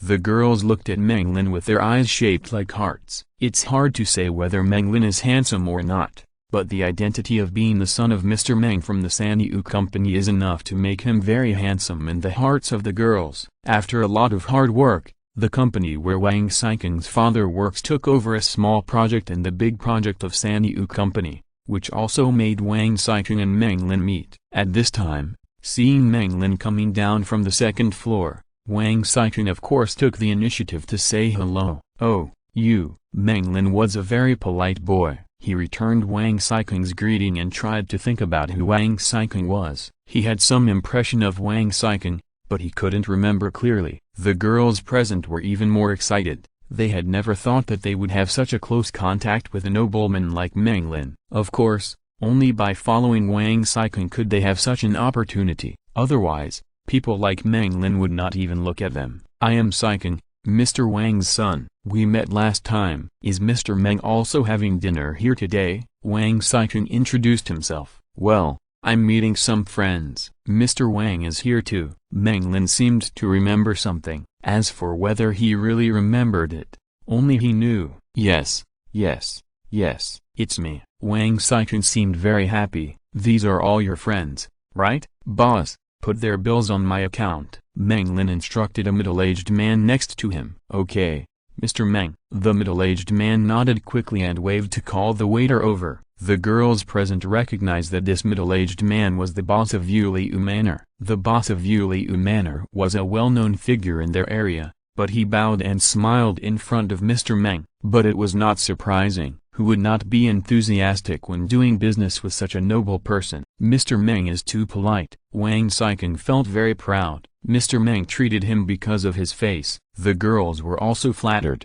Their Mio was treated by Mr. Meng of Sanyu Company. They could brag about it to the girls around them for half a year when they go back. Have you ever been treated to a meal by Mr. Meng? Have you? But we have. How cool. I am Shen Jing. My family is in the building materials business. We can also cooperate with Mr. Meng's company. Shen Jing saw the opportunity to come forward, bent over and stretched out his hands to Meng Lin, wanting to shake hands and take the opportunity to get to know this noble man. Jian Li showed Shen Jing an approving look. It seemed that Shen Jing still had some potential to do big business. At a young age, he knew how to find opportunities to help his family expand social relations. Oh, that. Wow, master, you are here too. I have been looking for you so hard. Meng Lin was about to say something to Shen Jing, but after glancing at everyone, he suddenly rushed towards Jin Ke with great surprise, then bent over and grabbed Jin Ke's hands with both hands. No one present could react for a while. Shen Jing's outstretched hand was suspended in the air,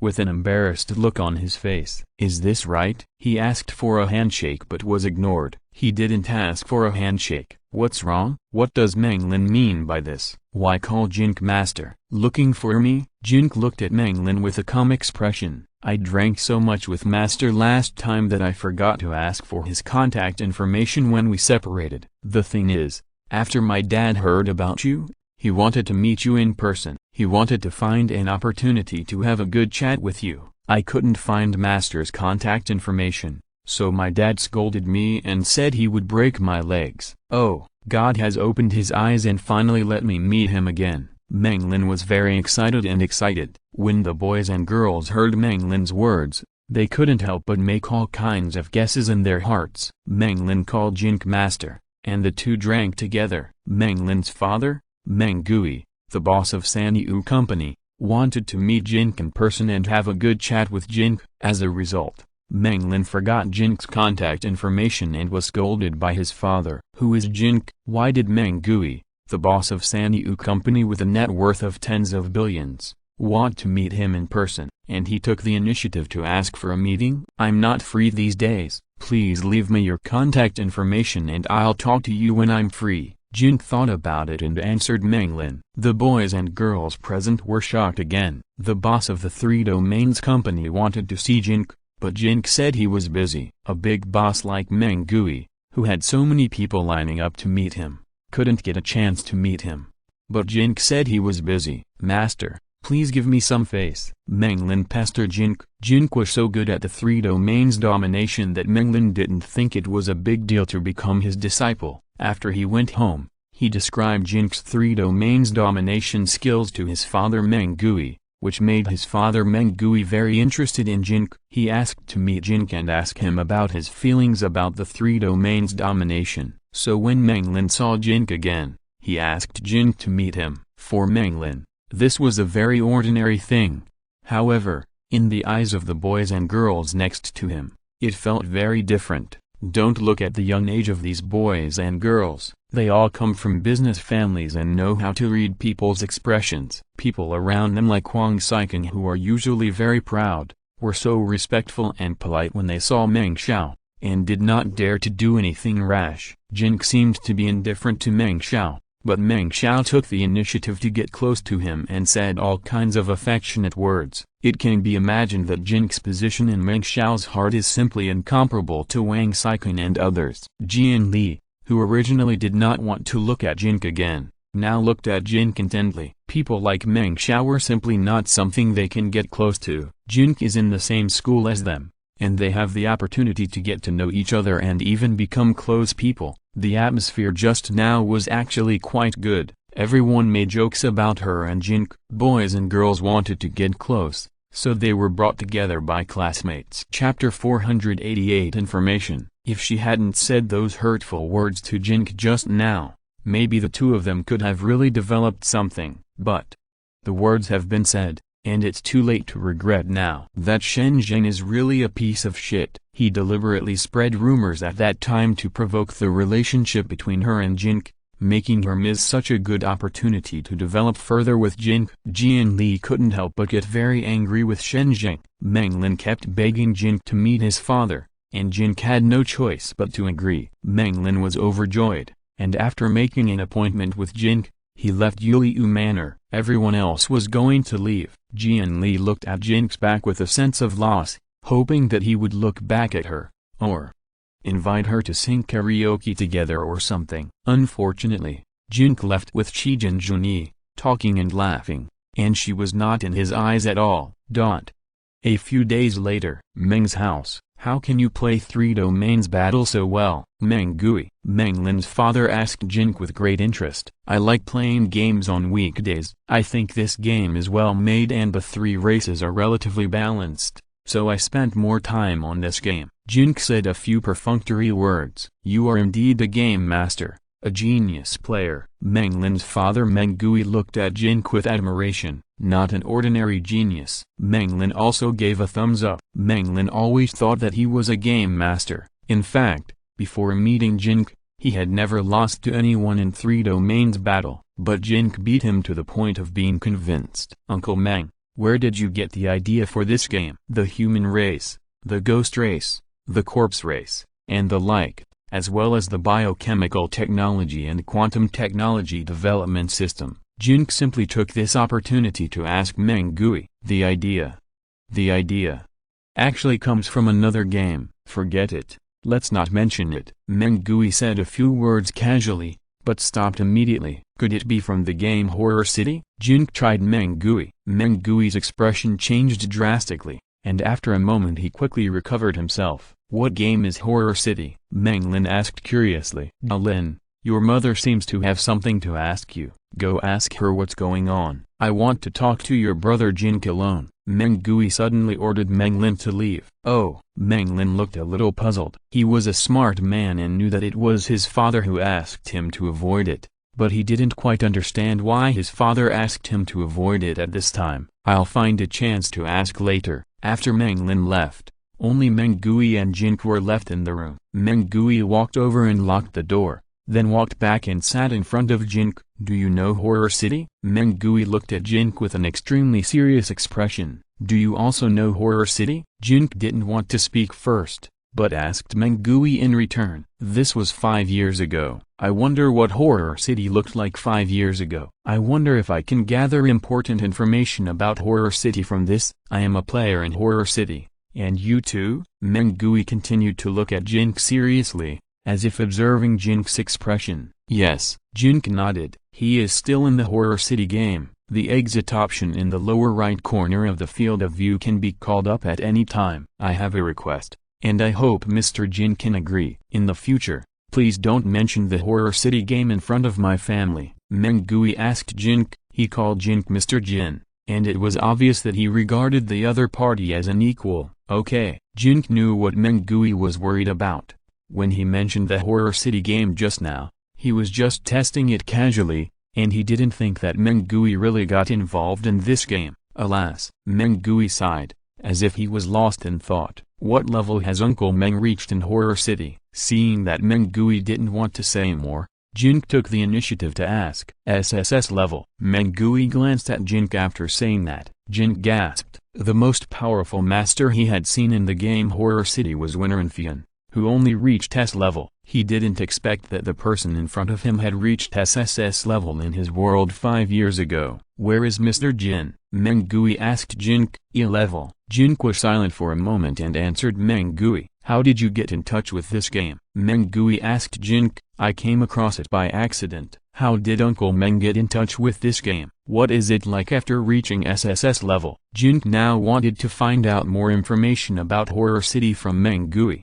But one thing is certain, if you want to get more information, you have to release some information appropriately. I just don't know if the SSS master in front of him will be willing to share this information with him. After reaching the SSS level, you can travel through time and space, go back to the past, and build such a large 3 domains company. Meng Gui continued to observe Jin Ke's expression. You traveled back from the future? Jin Ke was shocked again. It seemed that he was not the only one who traveled back from the future. However, Jin Ke also knew that only he knew whether what this boss Meng said was true or false. In this kind of conversation, the other party would definitely not easily reveal all the real information to him, a stranger who was not very familiar with him. Aren't you? Meng Gui looked directly into Jin Ke's eyes. Jin Ke was not surprised at all that he could play 3 domains domination so well. Moreover, The boy's speech and expression were as steady as those of an adult man.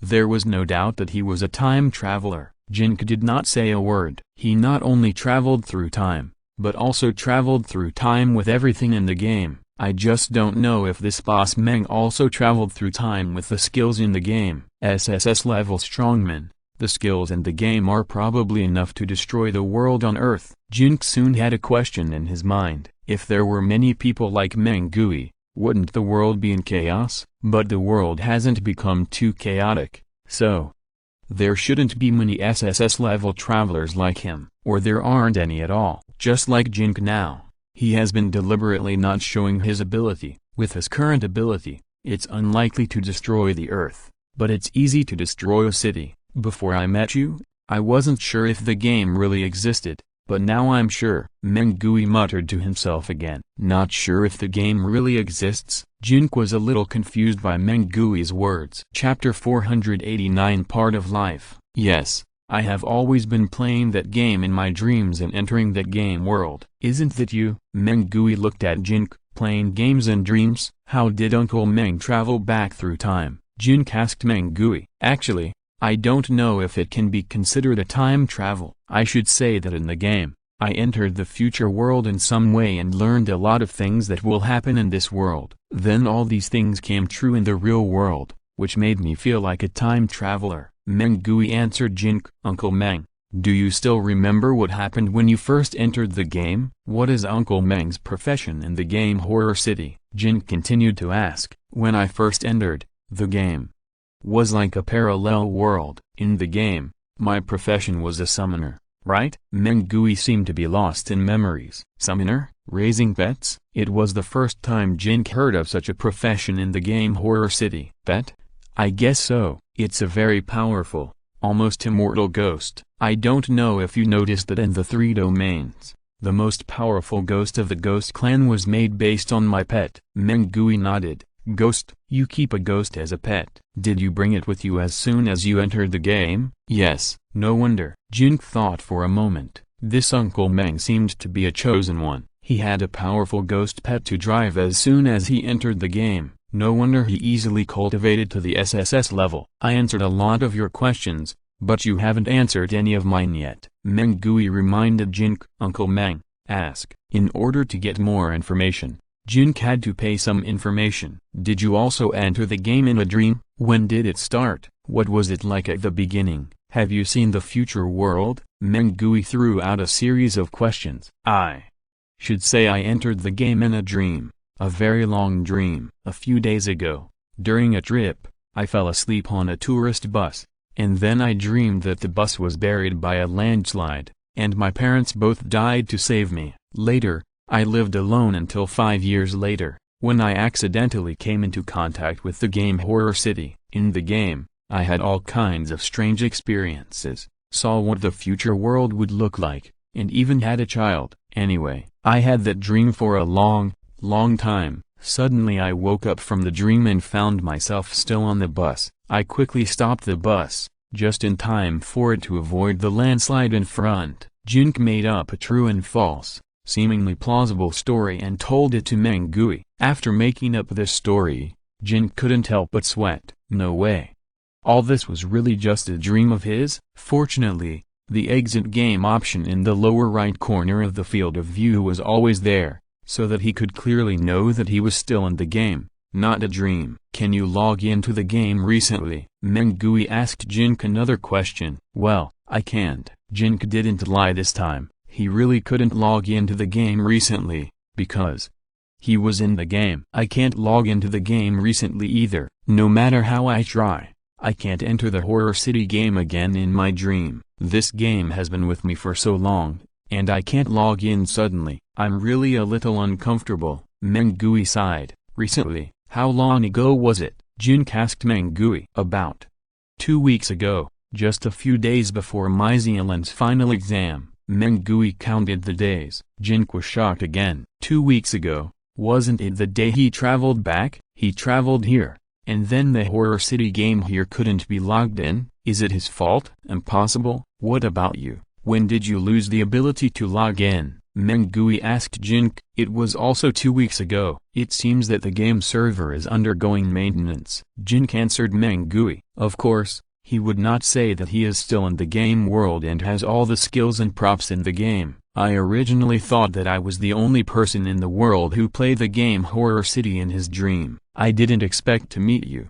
I guess there will be other people playing this game. I don't know when the game server will be finished for maintenance. Everything in the game has become a part of my life. I suddenly lost contact with that part of my life. I am still a little uncomfortable for a while. Mengui wiped his face with a depressed expression. Jin Ke felt the same way. His life is now torn into several parts. One is the world where Luo Ye and Xue'er are. He has become a father. He hasn't seen Xue'er for a long time. He misses her very much. One is the world of the game. He also has relatives and friends in the base. Zhang Shidao, Yao Chengzu, Zhu Shu, Liu Zhu, etc. There are also Zhang Mengdai and Bo He. There is also the galaxy spaceship where Luo Ye is lost in the universe. Then, there is the world he is in now. This world where he is no longer an orphan and has both parents. Now Jin Ke has his parents again, and he also has powerful cheats and various skills that other classmates cannot have. It seems that this is the life he wants. However,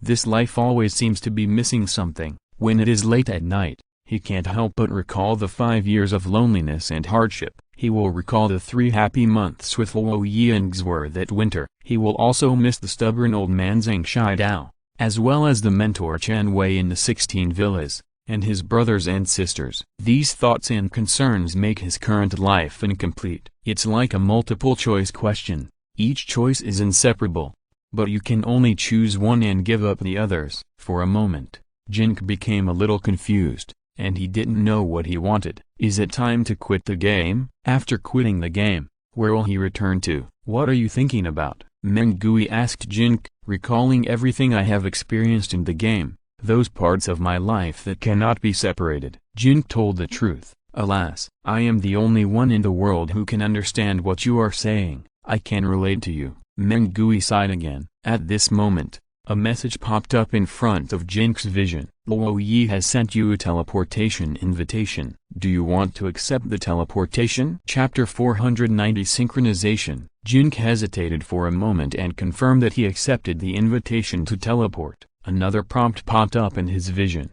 asking him to teleport to a deserted place. Jin Ke and Mengui chatted for a few more words, saying that they would keep in touch in the future, especially to exchange information about the game server. Only then did Jin Ke leave Meng's house. After leaving Meng's house, Jin Ke returned to his home, hid and locked all his weapons, equipment, and props, and then confirmed Luo Ye's invitation to teleport, this time back to 5 years ago. All of Jin Ke's weapons and props were surprisingly there, but these things could not be teleported to the spaceship where Luo Ye was, so they had to be kept well. After a trance, Jin Ke found that he appeared in the teleportation cabin of the Galaxy XHZB 2365 spaceship. After a burst of hurried footsteps, Luo Ye and Bo He appeared at the hatch. Luo Ye's eyes were red from crying, and when he saw Jin Ke, his eyes widened, and then he suddenly threw himself into his arms. Why are you crying? Jin Ke glanced at Bo He behind Luo Ye. Bo He had no expression on his face,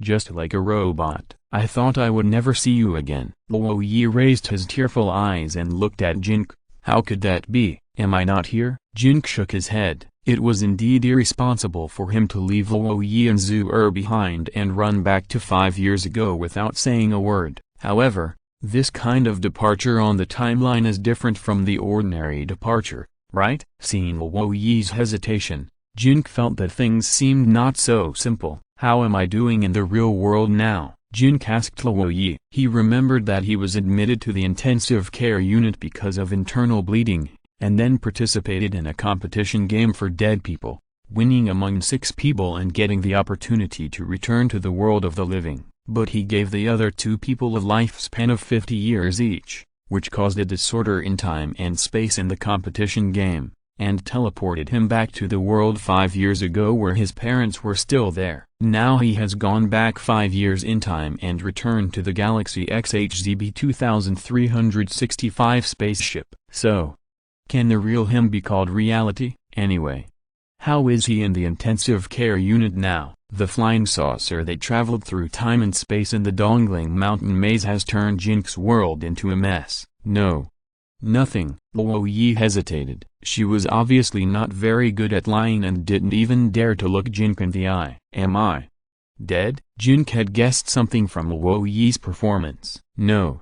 Aren't you still alive and well? Luo Ye quickly reached out to cover Jinke's mouth. I was lying in the intensive care unit and had died of a serious illness. You entered the game and tried to summon me to see if you could succeed. As a result, I didn't show up after waiting for a long time. Then, just now, the transmission cabin suddenly received a signal, and I appeared here. You were shocked, right? Jinke tried to analyze everything that happened. No. No it apostrophe s it apostrophe s that. Luo Ye's face was full of sadness. I'm actually dead in the real world. I can only stay in the game from now on? Jinke frowned, but he quickly ruled out this conclusion, because the him in the intensive care unit can't be considered as the him in the real world. That him also has game skills and props. So, that is not the real world. The real world is in the lower right corner of his vision, where the exit game option can appear at any time under the control of his mind.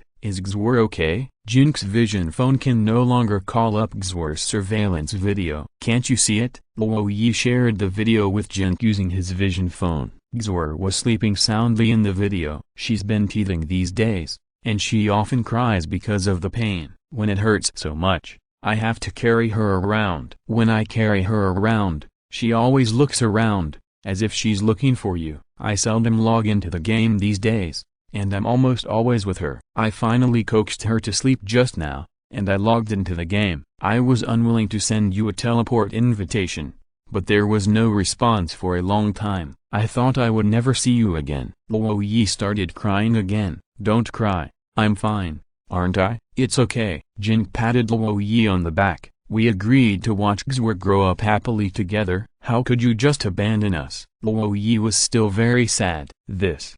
Can you blame me? Jinke was a little helpless. His life has been very chaotic recently, and he can't figure it out. I'm not blaming you. I am blaming myself. If I hadn't teleported you to the spaceship, nothing would have happened. Luo Ye had a very self-blaming expression on his face. What's the current situation of the spacecraft? Jinke couldn't care less. He just had to sort out so many things one by one. You have to ask Bo. Luo Ye turned to look at Bo. The energy of the spacecraft is about to run out. If we miss the next supply point, we will never be able to resupply successfully again. Bo answered Jinke. What will be the consequences of not being able to resupply? Jinke continued to ask. All systems will stop running, including the life support system. The low-level carbon-based organisms in the spacecraft that rely on the life support system will die. Bo answered Jinke. Carbon-based organisms are carbon-based organisms. What does it mean to add a low level? Jinke clearly felt that he was discriminated against by the biochemical Bo, the most fragile, primitive, and vulnerable life form. Isn't it low level? Bo asked Jinke a few questions. Okay, you win. I won't argue with you about these boring things. How far is it from the next supply point? No. How long is it? Jinke asked Bo again. There are still 2 weeks. Bo answered Jinke. 2 weeks left? It seems that there is no point in getting anxious now. By the way, how long has it been since I left the spaceship last time and returned to it this time? Jinke asked Luo Ye a question. It is better to ask Luo Ye about this kind of thing. Mint in the spaceship obviously does not have many human emotions, and Jinke does not trust her very much. About more than half a month, Luo Ye roughly calculated. 2 weeks plus a few days. The added days are the days I lie in the hospital? Jinke confirmed with Luo Ye. Well, about the same. Luo Ye nodded. Jinke calculated in his mind. From the timeline, he died in the intensive care unit, left the world of this dimension, and entered the world 5 years ago. He stayed there for exactly 2 weeks. Now that he is back here, the time on the spaceship has also passed for exactly 2 weeks, which is the time he left. Does this mean that although he traveled through time and space and returned to the past, the time he experienced in the past is parallel and synchronized with the time here? This is very weird. Unless, that is not the world 5 years ago, but a parallel world running at the same time. Chapter 491. Something big happened. Is there anything I can do now? Jin Ke. The situation at the next supply point is more complicated, and there are some local low-level creatures that need to be dealt with. The spacecraft has already launched biochemical spores to that supply point to transform it in advance. When we go there, the supply point should have been transformed and can be resupplied safely. Bo answered Jin Ke. In other words, there is nothing I can do now. Jin Ke nodded. Yes, the Galaxy spacecraft will not be able to resupply for another 2 weeks. At present, Jin Ke has nothing to do here for the time being, so he asked Luo Ye to teleport him back. He did not return to the original world, but to the world 5 years ago, the summer vacation before he was about to enter the key class of the second year of junior high school. Something big happened. Zig approached Jin Ke mysteriously. What big thing happened? Look. Zig handed the phone to Jin Ke. The phone was a video. A mentally ill person was running around on the street, and when he saw other pedestrians, he pounced on them and bit them. After Jin Ke came over, the mentally ill person attacked Jin Ke and other passers-by. Jin Ke had no choice but to shoot. The mentally ill person was shot in the head and died. After a while, the mentally ill person got up from the ground again. Then the people who were bitten to death by him also got up and attacked passers-by and Jin Ke together. Later, a large number of Wujing came and finally controlled the situation. This scene happened to be captured by the mobile phones of residents in the nearby community, and then spread in the Cuckoo group. This is a zombie, brother. The zombies are attacking the human race, and it's time for you to show your skills. Zig was very excited. How do you know this is not a staged photo? A prank? Jin Ke felt a little bad and didn't want to believe that such a thing would really happen. It's going crazy in the Cuckoo group. No one from the official came out to refute the rumor, and many people at the scene saw it. There should be many reporters who wrote articles, but they were suppressed and couldn't be published. Zig continued to be excited. Why are you so excited? If the zombies really attack the human race, we will all die. Jin Ke was speechless about Chiji's attitude at this time. When the doomsday comes, maybe we will all gain superpowers and be able to kill zombies to upgrade. In those online novels I've read, Chiji's face was immersed in fantasy. Don't dream. If all this is true, mankind will perish, social order will collapse, and you will be finished. Jin Ke didn't feel good at all. In this world 5 years ago, he found his parents again. He just wanted to treat this place as a harbor where he could rest and slowly enjoy the joy of family. But what the hell is the sudden doomsday? If the galaxy over there can't find supplies, the life support system will collapse, and he will die. Why does it feel like no matter where he goes, something will go wrong? Is it because he has become a bug in the game, and the system uses various methods to kill him? Jin Ke's phone rang, and he looked at it. It was Mr. Meng from Sanyu Company calling. Is that Mr. Jin? Meng Gui confirmed over there. It's me. What's up? Can you come over to my place? I have something very important to discuss with you. Meng Gui's tone was very serious. Did you see the video about zombies? Jin Ke asked Meng Gui. You saw it too? I really want to talk to you about this. Meng Gui continued in a very serious tone. Do you think these videos are real? Jin guessed that Meng Gui should be able to get some inside information. Yes, I have a very reliable channel to confirm that these zombie videos are indeed real.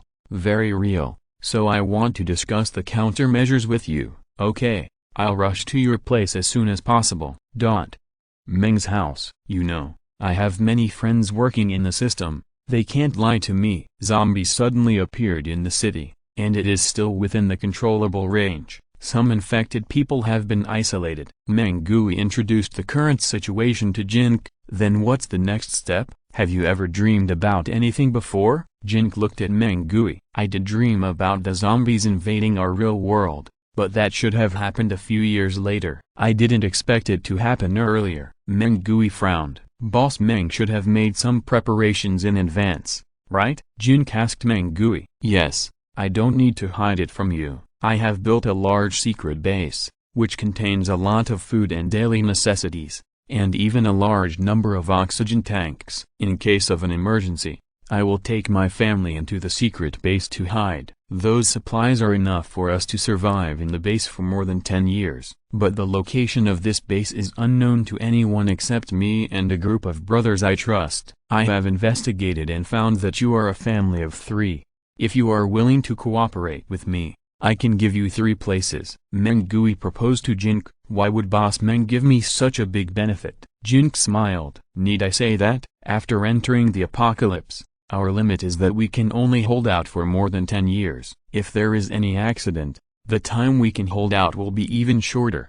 If you are here, I believe we can hold out much longer. You should have enough self-protection ability, but you haven't done as much preparation as I have. We can complement each other's strengths. Of course, I can't force you to do all this. It depends on your own ideas. Meng Gui said and looked at Jin Ke. Let's go to your base first. Jin Ke didn't want to express his attitude for the time being. Well, I'm sorry, I can't agree to you unless you agree to join me. Not joining, but agreeing to cooperate with me. In the future, we will live and die together in the apocalypse, and advance and retreat together. Meng Gui hesitated and rejected Jin Ke. If you are worried, we can sign a contract. Jin Ke took out a piece of contract paper and put it in front of Meng Gui. You can actually bring props from the game to the real world? Meng Gui looked at Jin Ke in great shock. I brought it out by accident. I'm not sure how I brought it out, but it doesn't matter. This thing can come in handy at this time. Jin Ke obviously didn't want to explain more. Okay, let's sign a contract. If we cooperate with each other,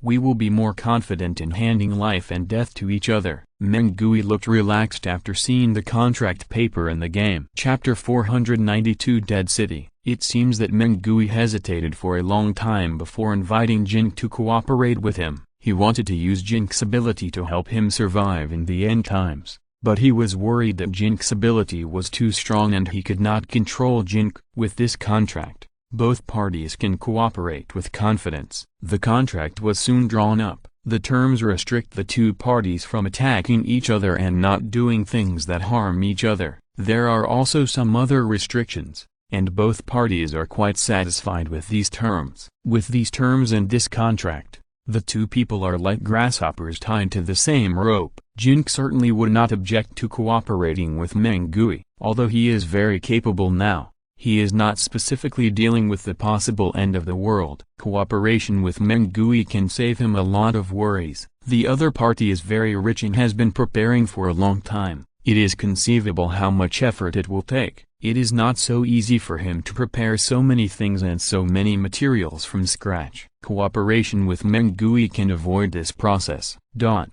Meng Gui's base was built in the wild, in a mountain village at the foot of a mountain. The entrance looks like a very ordinary farmhouse. There is a secret door in the farmhouse, which can lead to a secret base built in the mountain. There are many heavy alloy doors in the passage, and a large number of branch passages are deliberately built to confuse foreign invaders. These branch passages used to confuse foreign invaders are equipped with various death traps. It can be seen that Meng Gui spent a lot of effort on this base, from layout design to a little bit of construction and preparation. You can't build these facilities alone, right? Jin Ke asked Meng Gui casually while visiting. Of course not. This was originally an abandoned mine, and many passages were dug inside, and there are many large cave halls. After I bought this mine, I arranged for people to support and reinforce these passages and cave halls, and made special water diversion channels to divert rainwater from the mountain. After 2 years of construction and operation,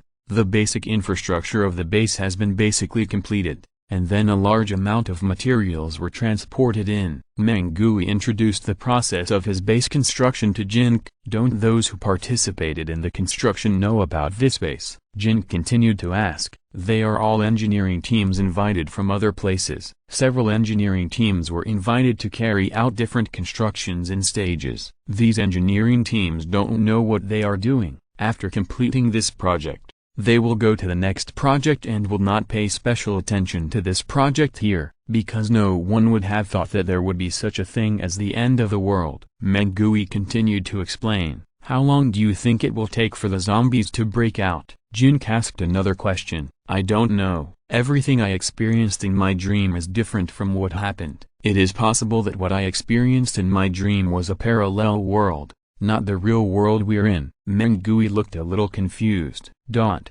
In the next 2 days, the situation worsened than Mengui and Jin Ke expected. Zombie viruses broke out in large, medium and small cities, including towns and villages all over the world. In some very backward countries, cities fell one after another, and then the whole country became a sea of zombies. Relatively speaking, the situation in developed countries is much better. Well-organized armies and powerful weapons have great advantages in fighting zombies.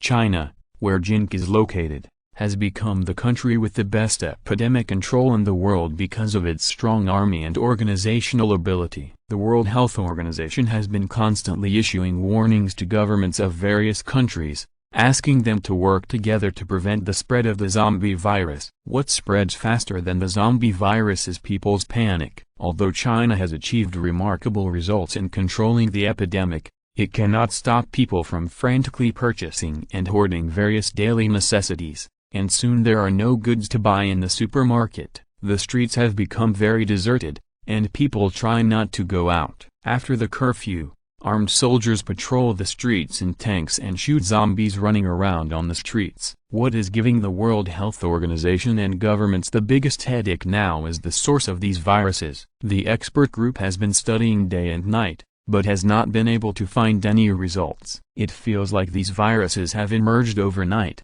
and all large, medium and small cities, towns and villages around the world have blossomed. The emergence and development of any virus will never lead to such a weird situation.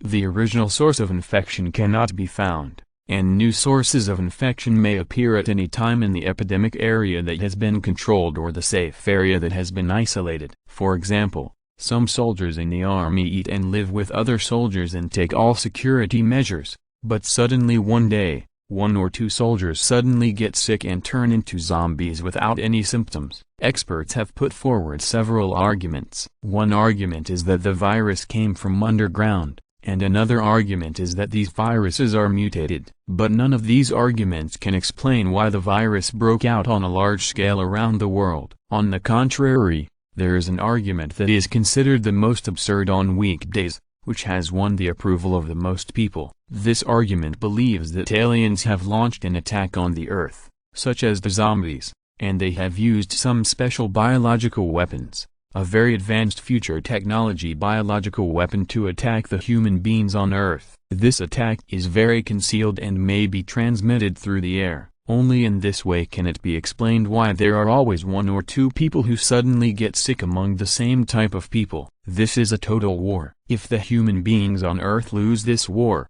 they will face the fate of genocide. The United Nations held an emergency meeting to discuss the great powers joining forces to fight against the attack of the zombies. The 5 permanent members of the UN, who were constantly in conflict, were unprecedentedly united at this time and passed one effective resolution after another. In order to control the epidemic around the world, the United Nations agreed that some major powers would send troops to bomb and clear out those small countries that had gotten out of control. After the bombing and clearing, the small countries were basically cleared out, leaving only dead cities. This seems to be another opportunity for the big powers to expand their territory. But now no big country is interested in expanding its territory. Now is a critical moment for the survival of the human world. Without the Earth and humans, territory and everything else are nothing. A week later, the joint counterattack of the big powers achieved very effective results, and the epidemic seemed to be under control again.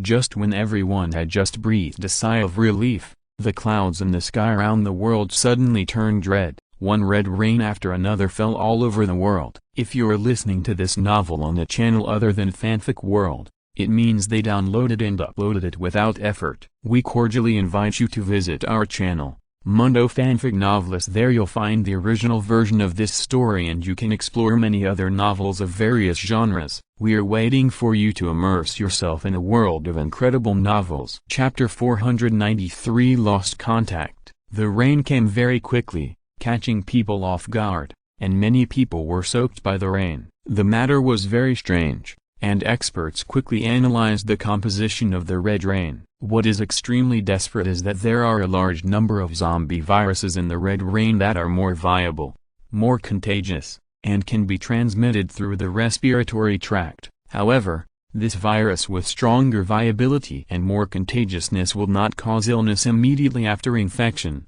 and there is still a few days of incubation period. The weakness of human beings is that many people will not tell the people around them about their infection and then isolate themselves after knowing that they are infected and will die. Instead, they deliberately go to places with more dense crowds to let more people be infected. There are such examples in real life. For example, a child in a kindergarten contracted hand, foot and mouth disease. The parents knew what disease their child had, but they did not listen to the doctor's advice and deliberately let the child return to class before he was fully recovered. As a result, all the children in the class were infected. Their thoughts are very simple. My child is sick, and it makes us spend money to go to the hospital, so we can't let you get away with it. We feel balanced when everyone is sick and goes to the hospital. The evil of human nature helped the evildoers when the virus broke out. The attackers should be very familiar with the human epidemic prevention system and know that the primary zombie virus cannot completely exterminate humans, so they evolved this more terrible enhanced zombie virus. All humans who have come into contact with red rain have become virus carriers. The virus multiplies in their lungs, and when it reaches a certain number, it will cause them to fall ill. Before that, they spread a large number of virus-carrying droplets to everyone around them through breathing and coughing. There is no pure land on the earth. There can be no pure land. Humans are doomed.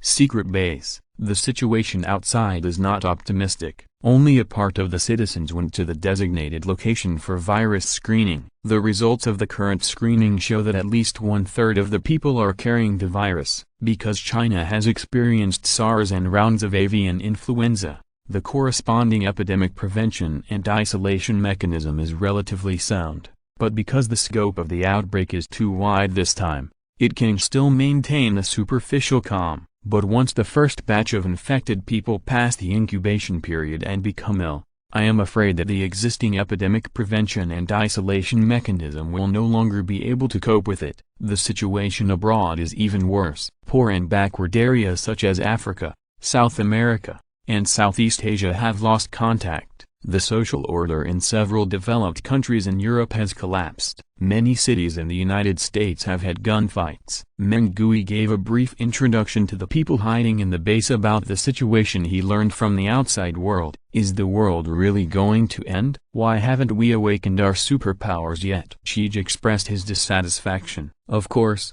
Chij's family and Juni's family were able to enter the secret base with the help of Jin Ke. Meng Gui gave them a few more places for Jin Ke's sake. Superpowers. Chij's father Chi Bo hit Chij on the head. Dr. Chi, you are a doctor. What do you think of these viruses? Meng Gui looked at Chi Bo. I am an anesthesiologist. I don't know much about these viruses. Chi Bo shook his head. He knows the most about women. Chi Bo's wife interrupted. If you can't speak, don't talk nonsense. Chi Bo was very embarrassed. I'm kidding. Chi Bo's wife hurriedly helped to find a way out. I heard that this virus can be transmitted through drinking water, air and other channels. Is our secret base safe? Jin pulled Meng Gui aside and asked him a few questions in a low voice. It's not safe.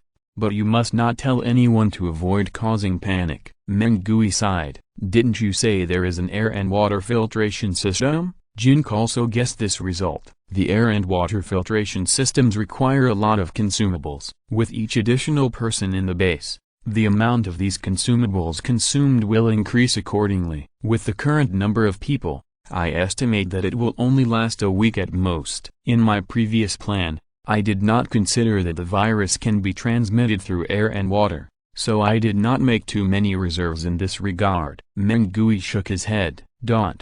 3 days later, the United Nations has ceased operations.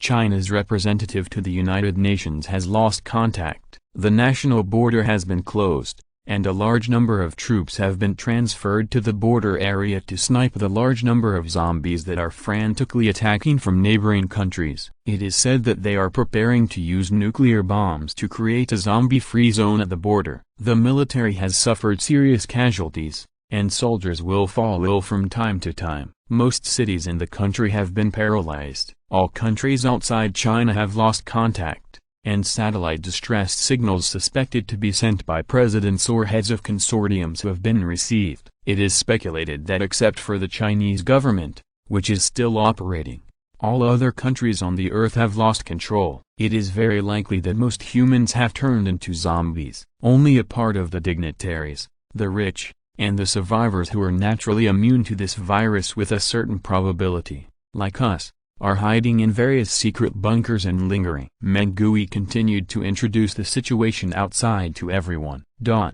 Another 2 days passed. I can't receive any signals from outside anymore. The earthquakes we felt yesterday, according to my guess, were probably caused by a large-scale nuclear explosion. Humanity should have used its last resort. Mengui provided the last news to everyone. His face was very desperate. Uncle Meng, does this mean that humans are extinct? Zig finally showed a look of fear on his face. Not yet. Aren't we still alive? Mengui smiled at Zig, and his smile was very ugly. Everyone at the scene was dead silent. Everyone's face was full of despair and fear. As a survivor, it is difficult to feel the kind of relief of surviving a disaster after knowing that humans on Earth have become extinct. It is more like a prisoner sentenced to death, not knowing when he will die, nor do they know what kind of tragic death it will be.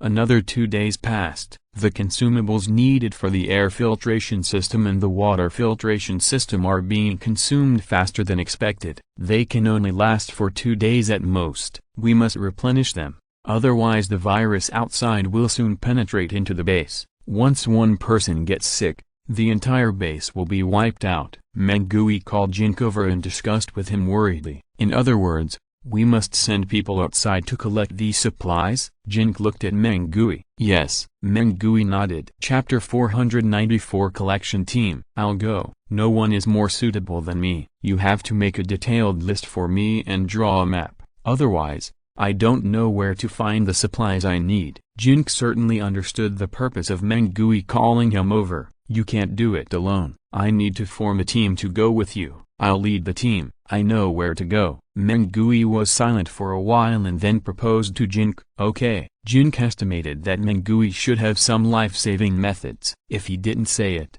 Jin Ke wouldn't ask, just like Jin Ke wouldn't tell everyone about his own life-saving methods.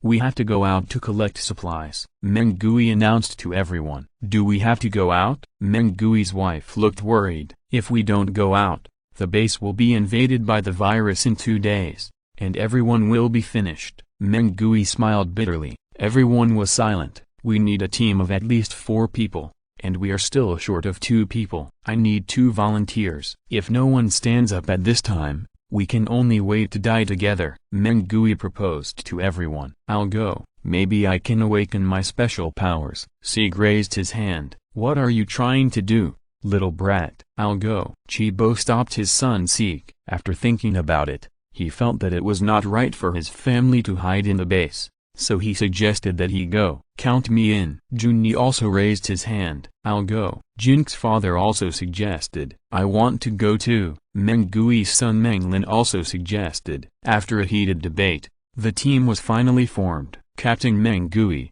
Deputy Captain Jin Ke, members Chibo, Sieg, Junyi. The original intention was to send only one person out, but Sieg insisted on going out with 2 friends. Chibo was worried about his son who had a bit of a middle school syndrome, so in the end both father and son joined the team. After I go out, I will definitely awaken my special powers. Sieg was full of confidence and seemed very excited. Now let's talk about the rules for going out. First, you need to wear 3 layers of protective masks. Each layer has a different purpose. After going out, you can't take it off anyway. Second, remind you not to make any noise when you are quiet. Third, Mengui preached the rules to the members of the material collection team. If you see zombies, don't be impulsive. Let me do it. Jin Ke added at the end. Chiji and Junyi didn't quite understand what Jin Ke meant by this sentence. It seemed that they could only figure it out after leaving the base. In front of the isolation cabin, the collection team said goodbye to their relatives. Some people may never come back after this trip, but they have to go, otherwise, the base cannot be maintained and will eventually die. The team members entered the isolation cabin. The rear door of the isolation cabin was closed. The front door of the isolation cabin was opened. The team members left through the front door. The front door of the isolation cabin was closed. The collection team left the isolation cabin. Going forward, walking out of the long corridor, they came to the house in front. The village was very quiet. Even the sounds of chickens and dogs flying around on weekdays were gone. Mengui has a secret garage in the courtyard, which contains a special armored vehicle. The body of the vehicle is similar to that of a minibus, and can accommodate more than a dozen people. If there are only 5 members on board, a lot of cargo can be loaded in the back. In addition, there are shelves on the roof, which can also hold a lot of cargo. The place we are going to is a chemical plant in the suburbs of Huang City, about 50 kilometers away from here. If the road is clear, it will take about an hour to get there. Before getting into the driver's seat, Mengui took out a map and told Jin Ke roughly, "Hurry up and get in the car." Jin Ke looked around. At this moment, a zombie dog with saliva spitting from its mouth, red eyes, skin turned outward, and a hideous face suddenly rushed over from nearby and rushed straight to Zig, who was standing next to the crowd. Damn it! Zig was so scared that he didn't know what to do when he saw such an ugly and fierce dog for the first time, and stood there without moving. In a flash, Jin Ke suddenly had a dark arrow in his hand, and a rune arrow flew out of the string, instantly piercing the body of the zombie dog. The zombie dog fell to the ground, and its head fell only 20 centimeters away from Zig. Jin Ke had just used the detection function of the plugin,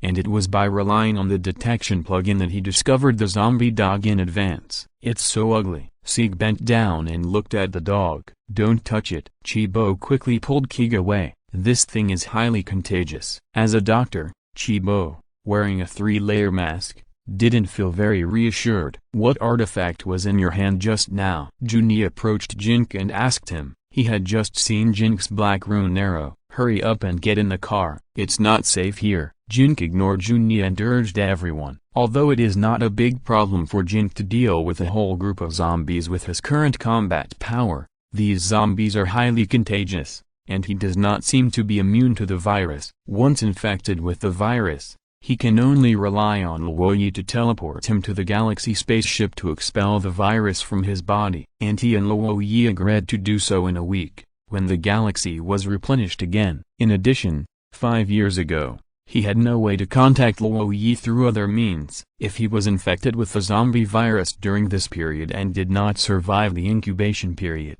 he would directly become a zombie. Luo Ye teleported Jin Ke, and Jin Ke could not bring his weapons, equipment, and props over, and Jin Ke in this world was the body of a thin boy 5 years ago, but after being teleported, he had a strong body after playing games 5 years later. Jin Ke was very curious about the principle, and all this obviously could not be explained by science. However, the game Horror City itself cannot be explained by science. Everyone got in the car quickly. After Mengui confirmed that everyone was in the car, he started the car and slowly drove the armored vehicle out of the garage. There is a wide cement road leading out of the village, connecting to the highway to the city and other towns. This road was of course built by Mengui, so that he could go out to collect supplies after leaving the base one day after the apocalypse. Unexpectedly, the zombie virus was transmitted through the air, which greatly shortened the time his base could be maintained, and he had to leave the base in advance to collect supplies. Jin Ke was feeling a little weird at this time. He remembered the scene when he left the Moss Mountain base for the first time in the game. The current situation is somewhat similar. Of course, there are also many differences. Chapter 495 Roadblock. At that time, his companions had already changed their jobs and had a certain combat effectiveness. But now, except for Mengui, whom he didn't know very well, all his companions were ordinary people. Has the real world also become a game? The question is this the real world? Jin quickly thought of another question. That is, there should be a Luo Ye in this world 5 years ago, right? Because he hasn't entered high school yet, his life has not intersected with hers. Where is she now? Has she become a zombie? Forget it. Let's not worry about it. Just get through the difficulties in front of us first. Jin Ke had some other strange feelings in his heart at this time. That is, this world has entered the end of the world. but he has a feeling of being a bystander. He always feels that he doesn't belong here. The real world he is in has not entered the end of the world, right? It's impossible for such an incredible thing to happen, right? It's the end of the world, but we haven't awakened our superpowers. This is unscientific. Zig looked at the 1 or 2 zombies that appeared from time to time in the wild outside the car window, and his face looked a little unwilling. He has awakened his superpowers. He just used his superpowers to kill the zombie dog. I saw a very powerful black bow and arrow in his hand. Jun pointed at Jin Ke. Jin Ke, where is the bow and arrow that saved me just now? Zig approached Jin Ke and asked. Jin Ke was silent for a while, then took out the rune bow and arrow and showed it to Zig and Jun. Seeing the extremely cool rune bow and arrow engraved with various runes,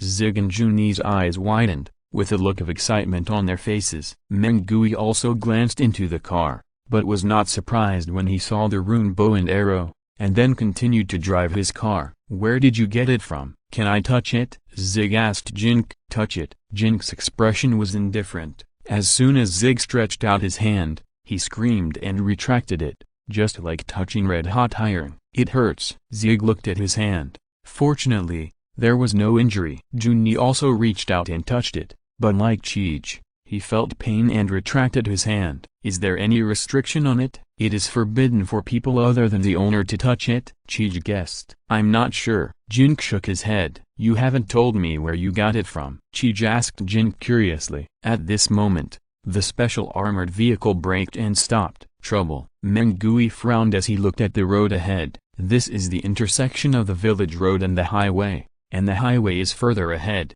Everyone leaned over to the front window and looked over, and found that several cars had crashed into each other at the intersection, completely blocking the road, and the special armored vehicle could not move forward at all. If there is no car, it may take most of the day to walk to the chemical plant, not to mention the possibility of encountering a zombie tide on the way. In addition, when we get to the chemical plant, the materials need to be transported back to the base by car. It is impossible for 5 people to carry the materials back on their shoulders, right? What should I do? Mengui looked at Jin Ke beside him. I'll go down and clear the intersection. Don't get out of the car. Jin Ke opened the door and walked down. Some scattered zombies in the wild smelled the fresh human flesh and rushed over here. Jin Ke drew his bow and shot arrows, not giving them a chance to get close, and all of them were shot in the head and died. Cool. So cool. Jun and Cheech were extremely envious. I think, if we want to gain superpowers in the end times,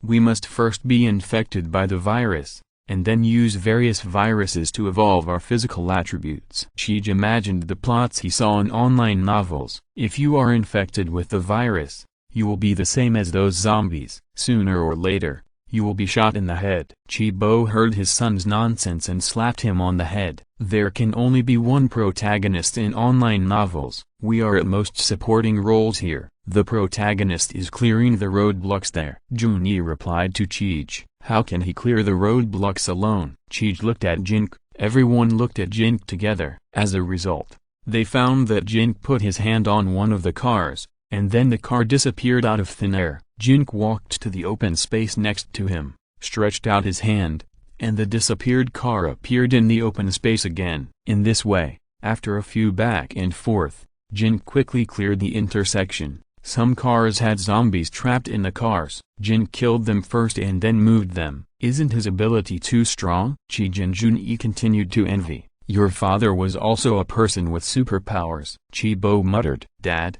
what superpowers do you have? Why haven't I seen you show them? Cheech asked Chibo hurriedly. Forget it. That kind of superpower. Let's not talk about it. Chibo shook his head. Jin returned to the car, and Mengui continued to drive forward. From time to time on the road, there would be cars that collided with each other, stopped on the side of the road, hit the big trees on the side of the road, and half fell into the roadside ditch. Then, there were sporadic zombies. Some places can be bypassed, and some places cannot be bypassed.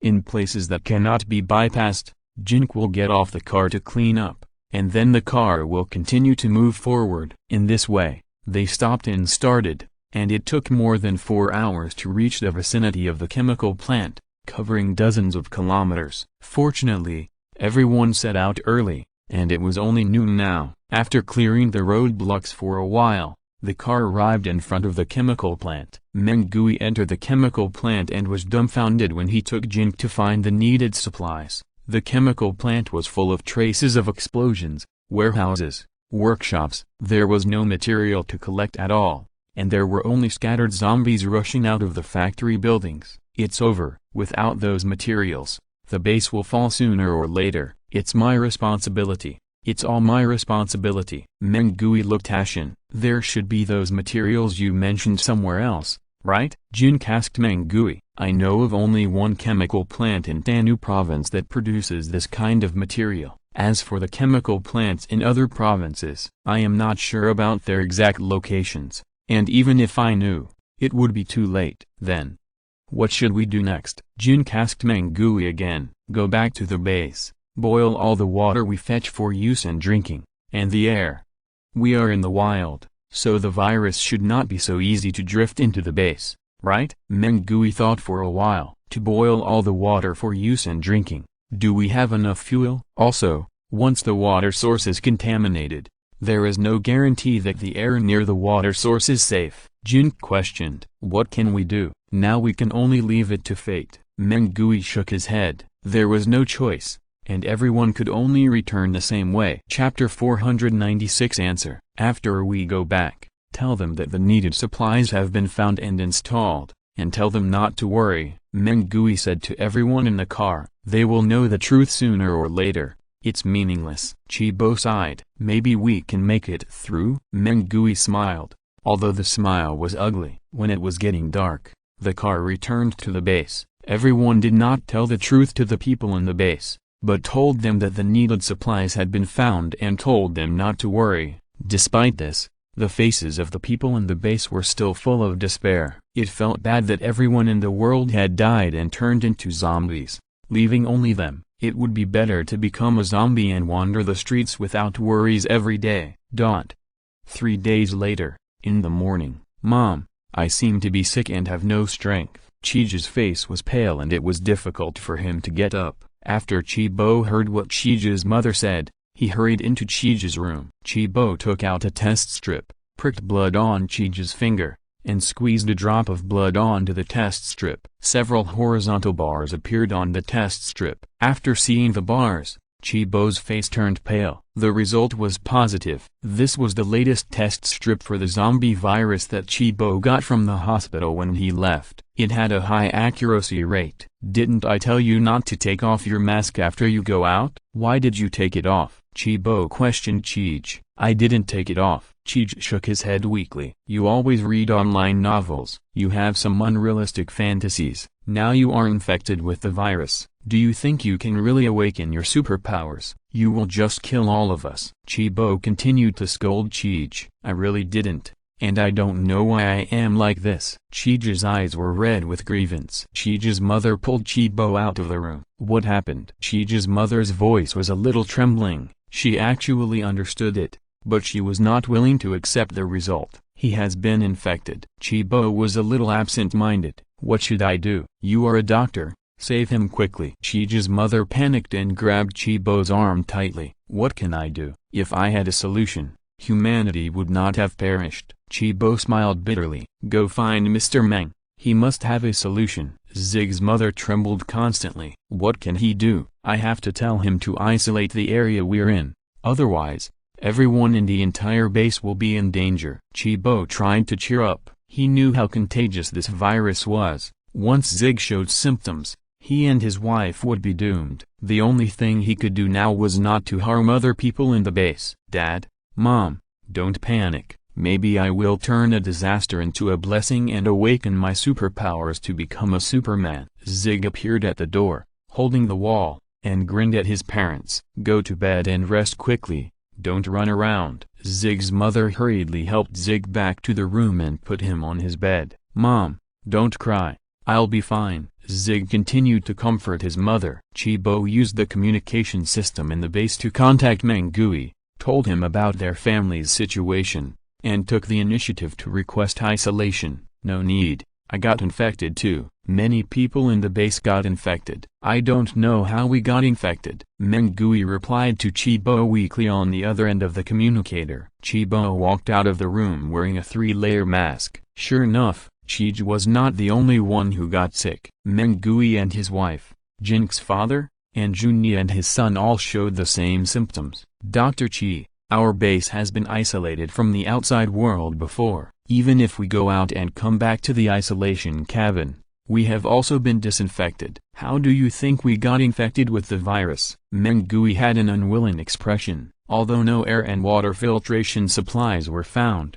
the infection and outbreak should be at least a few days after all the supplies in the base are exhausted. I didn't expect so many people to fall down suddenly today. I can only say that this virus is stronger than we thought. It is very likely that when we entered the base, we were already carrying a variant of the virus with a longer incubation period. Those who produced this virus, or alien creatures, did not want to leave a single person alive on Earth. We are still not safe hiding in the base. There is no safe place on Earth at all. Chibo speculated sadly. Dr. Chi, Mr. Jin, you haven't been infected yet, right? Maybe some of you are naturally immune to this virus. Although everyone is doomed, you should still isolate those of us who are sick. Once we become zombies, we should decisively put an end to us and don't let us become zombies and hurt you. Mengui proposed to Chij and Jin Ke. This is meaningless. Chibo sighed. Mr. Jin. Mengui looked at Jin Ke for help. Jin Ke nodded and said nothing more.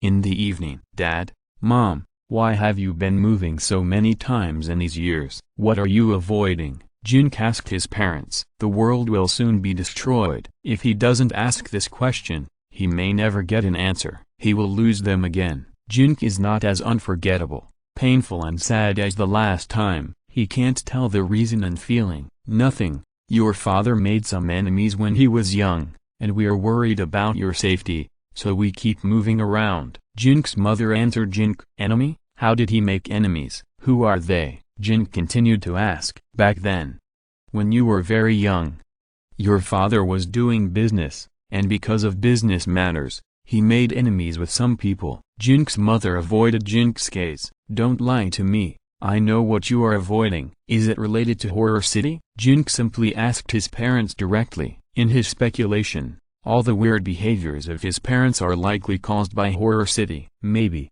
they are also involved in the Horror City game. If he can't put an end to all this, even if he has the opportunity to save them again in the future, he will still lose them again. I'm not sure what you mean. Jin Ke's mother shook her head. To be honest with you, you have already left me once. I accidentally traveled back here from 5 years later, to the moment before the bus was buried. You are going to leave me again. At this point, is there any point in hiding it from me? Jin continued to ask. Chapter 497 Return Home.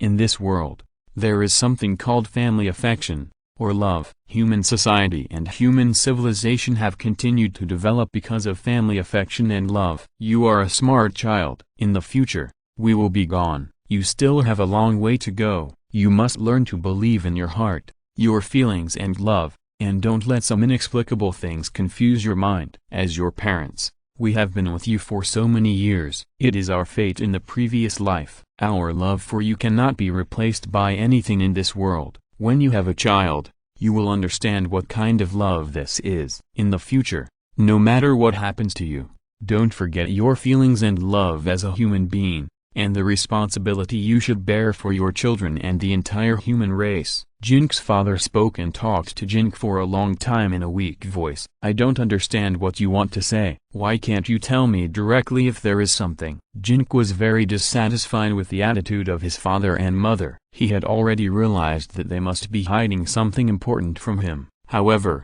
questioning did not produce any results. It seems that even if they die tomorrow, they will not give an answer. Jin Ke watched his father slowly lose his mind and turn into a zombie. He also watched his mother start to have a fever. Her face turned pale, and she fell on the bed. What exactly did you hide from me? Jin Ke hugged his mother's weak body and asked her unwillingly. Remember what your father said to you. His mother showed a painful expression on her face. His mother did not give Jin Ke an answer until she lost her mind and turned into a zombie. 3 days later, except for Jin Ke and Mengui, everyone in the base turned into zombies. I failed so badly. I tried hard to stop this, but nothing changed. Mengui looked at his wife and son who were chained and turned into zombies and kept screaming at him, kneeling on the ground and pulling his hair hard. Have you come back from the future to save many times? Jin Ke asked Mengui. Yes. And no, what happens every time is different. What I do doesn't work. This is a dead cycle. Mengui was in great pain. In fact, all this tells us that what has happened cannot be changed at all. Even if we try to change it, it will eventually get worse. Jin Ke thought, what you said makes sense. Mengui stood up with a dull look in his eyes. After a while, he turned and walked towards his room. A few minutes later, a gunshot was heard from Mengui's room. Then, the whole base fell into a dead silence, except for the roars of the zombies tied with iron chains, standing quietly in place. After listening to the roars of the zombies for a while, Jin Ke felt a little dizzy. His throat also hurt. He walked to a nearby wash basin and looked at himself in the mirror. His face was terribly pale.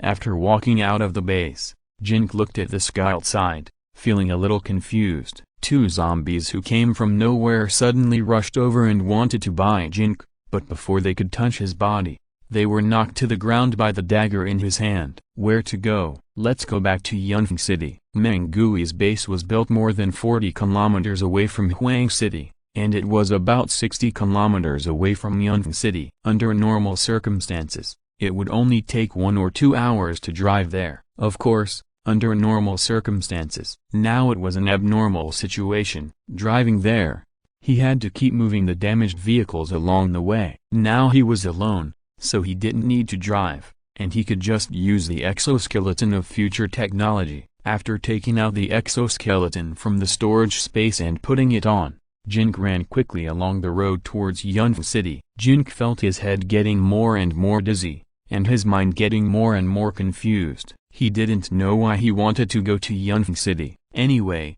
he didn't want to stay in that base anymore, the base where all his relatives and friends had turned into zombies. Although he didn't identify with this world, and he didn't think it was his original world, he still felt a little uncomfortable at this time. 3 hours later, Jin Ke arrived in Yunfeng City. The city was indeed different from the countryside. The streets and alleys in the city were full of zombies. If it weren't for the end of the world, Jin Ke would never have known that the population of domestic cities had become so crowded. These zombies are actually very fragile. A cloud of green fog covered them, and before the green fog dissipated, they all fell to the ground and died. But Jin Ke was not interested in killing them. There is no energy point to kill them, and their number is almost endless. Jin Ke used his skills to quickly shuttle between roofs and buildings. An hour later, Jin Ke came to the roof of an apartment building. Going down the familiar stairs to the door of a certain floor, Jin Ke took out the key, opened the door and walked in. Finally, I'm home. As a otaku, it feels much more comfortable to stay in my own home. He has lived here for 5 years. He has lived alone for 5 years. Now it seems to be 5 years ago. But for him, there is no difference from 5 years later, because he has become a person again. So tired. My head is so dizzy.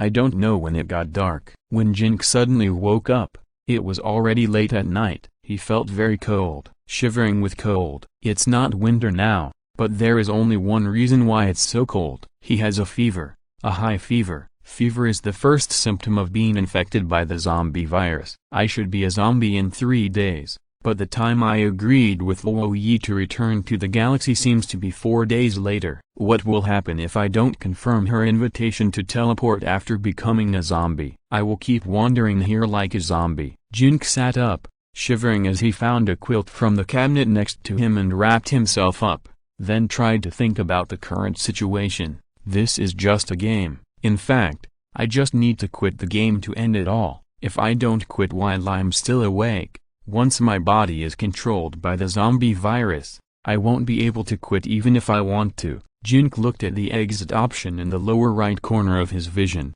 and wanted to confirm it several times in his mind, but he held back. What am I still hesitating about? My world has been destroyed, whether it was 5 years ago or it is happening now. Chapter 498 The World Before Us. If I don't quit, I'll be dead. So, I can only choose to quit the game. Jin continued to hesitate. Wait a little longer. Let's talk about it after my physical condition continues to deteriorate. Jin felt very thirsty. He wanted to find some water to drink, so he let go of the quilt wrapped around him and reached out to press the switch beside the bed. Power outage? Oh, it's not a power outage, it's the end of the world. He walked out of the room. The thermos was empty. Jin walked into the kitchen and turned on the faucet. Water outage? Oh, it's not a water outage, it's the end of the world. The end of the world. I'm really not used to it. By the way, there is drinking water in the storage space. Take it out and drink it. Jin took out a water bottle from the storage space,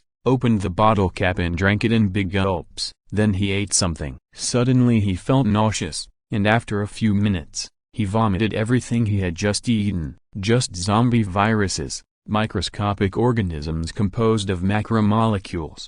Want to defeat a man like me who is at the top of the food chain? I have to cheer up and not be defeated by them. Jin began to circulate the energy in his body, trying to kill the zombie viruses in his body. Just like the bugs in his body last time, these energies had no effect on them. Suddenly, the cry of a baby caught Jin's attention. Xue'er! Jin's mind shuddered, and his originally dazed mind became clear. The cry of the baby disappeared again. It seemed to be just his hallucination. A few minutes later, the cry of the baby appeared again. After Jin was stunned for a while, he was sure that the sound was not his hallucination. Following the direction of the sound, Jin walked out of the door and quickly determined that the cry of the baby came from the house opposite. After passing through the wall and entering the room of the house opposite, 2 zombies rushed towards him. After knocking down 2 zombies with a dagger, Jin listened carefully and found that the crying of the baby came from a locked room next to him. The door of the room was a metal door, and the door lock was locked. The metal sheet of the metal door had been torn apart, and a lot of wood chips inside had been torn out. Jin activated his skills and went in. On the bed in the bedroom lay a female zombie with her hands and feet chained. A baby lay between her legs, and the umbilical cord had not been cut yet. The crying came from the baby's mouth. It was a baby girl. I don't know if the baby was infected, but at least she hasn't turned into a zombie yet. Jin found scissors and needles, made a pile of fire and disinfected it, then cut the baby girl's umbilical cord, tied the umbilical cord head and took her back to his home. Jin recalled. During the 5 years he lived alone, there was indeed a little girl across the street. He didn't talk to her, but he watched her grow up to 5 years old. It should be this little girl. Her fate in this life is completely different from her fate in that life. She cried so hard. Is she hungry and wants to drink milk? Jin remembered that there seemed to be a maternity and baby store on the street outside the community. I wonder if there is any milk powder in it. Newborn babies need to eat stage 1 milk powder. Let's go and look for it. Finally, there is something to do, so I don't have to wait for death so bored. After going downstairs, Jin found that the zombies didn't rush to bite him, or rather, they had no interest in him. It seemed that he was about to become one of them, so they ignored him. After entering the maternity and baby store, Jin was very disappointed. The shelves were all over the floor, and the goods had long been emptied. When the end of the world came, people took away everything that could be taken away. There was a large supermarket nearby with a similar situation. There was no small bag of milk powder at all. Jin changed his mind and decided to search the homes of residents in several nearby communities one by one. If there happened to be a baby at home, there should be some milk powder suitable for newborn babies. Hard work pays off. A few hours later, when it was already light, Jin returned home with 3 cans of stage 1 milk powder, a whole box of stage 2 milk powder, and several bottles. When the stage 1 milk powder was almost finished, Jin would go out to look for it again. If it really didn't work, he would just use stage 2 milk powder. But could he hold on until then? And could the baby hold on until then? When he returned home, the baby was already fast asleep. Jin didn't disturb her. He just looked at her quietly. He was so tired. His body was already very weak. He was surprised that he had held on for so long while helping her find milk powder. This was probably faith. Unknowingly, Jin Ke fell asleep again. I don't know how long it had been. He was still awakened by the baby's cry. After waking up, Jin Ke's head hurt even more. He tried for a long time before he could barely get up from the bed. His arms and legs seemed to be a little out of control. Is the damn virus taking over his body? Jin Ke lit a fire, boiled some water and put it in the thermos. He added cold water to test the temperature, then made a bottle of milk and put it to the baby. The baby ate the milk in big mouthfuls. Seeing her satisfied, Jin Ke also felt an inexplicable sense of satisfaction. He began to miss his Xue'er. He felt that although he thought he loved her very much, he actually spent very little time with her. He worked hard to make more money and to make himself more capable of guaranteeing her future happiness, but he ignored what she needed most now. His company. After the baby was full of milk, he fell asleep again. Jin Ke had reached his limit. After the baby fell asleep, he fell asleep unconsciously. I don't know how long it took. Jin Ke was still awakened by the baby's cry. This time it took him 10 minutes to get up from the bed. His hand holding the thermos was shaking so badly that he spilled a lot of water before pouring it into the bottle. He panted and handed the bottle to the baby's mouth, watching her gulp down the milk in the bottle. This time, the baby did not fall asleep after drinking the milk, but looked at Jin Ke curiously, looking at the world in front of her. Jin Ke knew that her visual system was not yet fully developed. She couldn't see him clearly, nor could she see the world clearly. All she saw were blurry shadows. But this did not affect her from continuing to look at him and looking around. Poor little thing, born in a world that has already been extinct. What will her future be like? Now there is a very serious problem facing Jin Ke. He can't hold on for much longer. If he doesn't quit the game, he may not have the chance to quit the game. Who will take care of her if he quits the game? However, even if he doesn't quit the game, he no longer has the ability to take care of her. Chapter 499, Safe Point. Once he turned into a zombie, the first thing he did was to bite her. If he quit the game, there would also be a fatal problem. You know, there is an iron rule in the game Horror City. That is, if you die in the game, the player in the real world will die. Now he is obviously in the game, and there is always the word quit the game in his vision.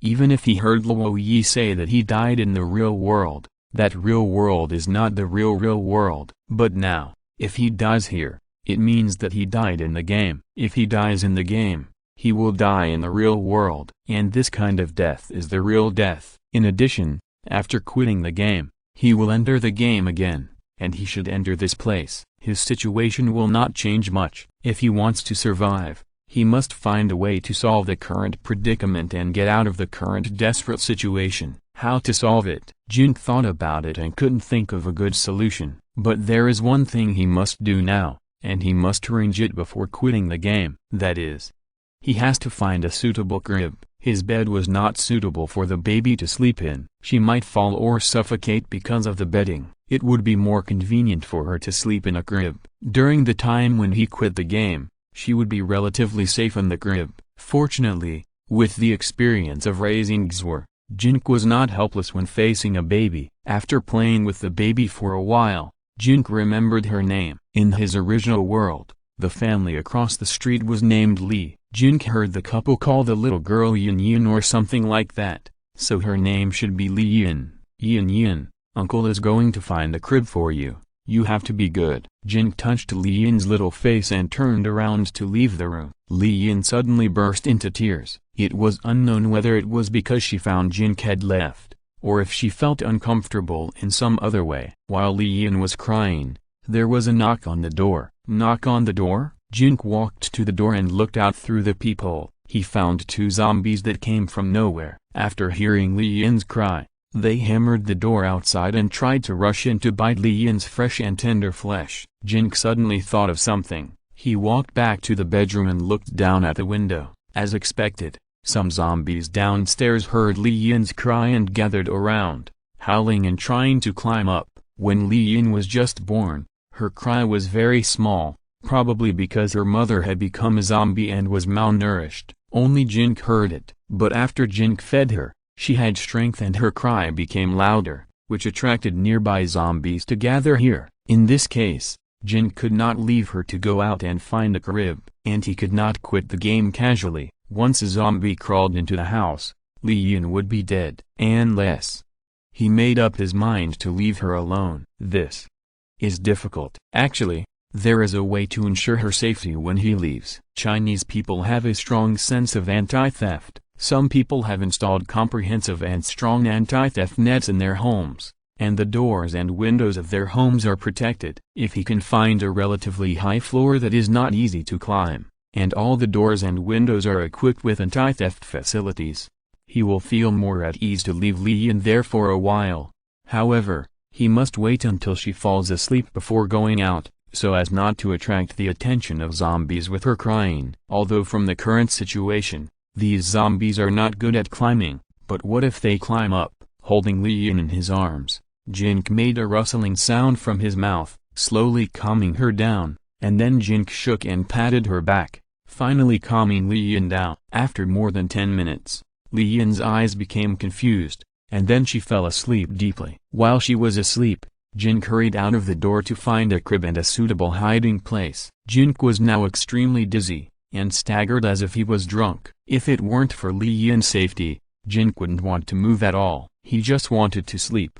Even if he fell asleep and never woke up again, he was really too tired. For Li Yin, he had to persevere. Worried that something might happen to Li Yin during the time he was away, Jin Ke would go back every half an hour to make sure that Li Yin hadn't woken up and was safe before continuing to look for a suitable target location. In addition, he also had to feed her. After 7 or 8 hours of tossing and searching, Jin Ke finally found a suitable location. It was only a few hundred meters away from his home. The family lived on the 7th floor, a duplex building. The main door was a very thick anti-theft door, and the windows were all equipped with thick anti-theft guardrails, probably to prevent the children in the family from falling from high altitudes. The anti-theft guardrails installed in his home were very narrow, and there was no worry that zombies would squeeze in. When Jin Ke entered the family's house, there were 7 or 8 adult zombies, 2 child zombies, and a baby zombie. It seems that when the doomsday came,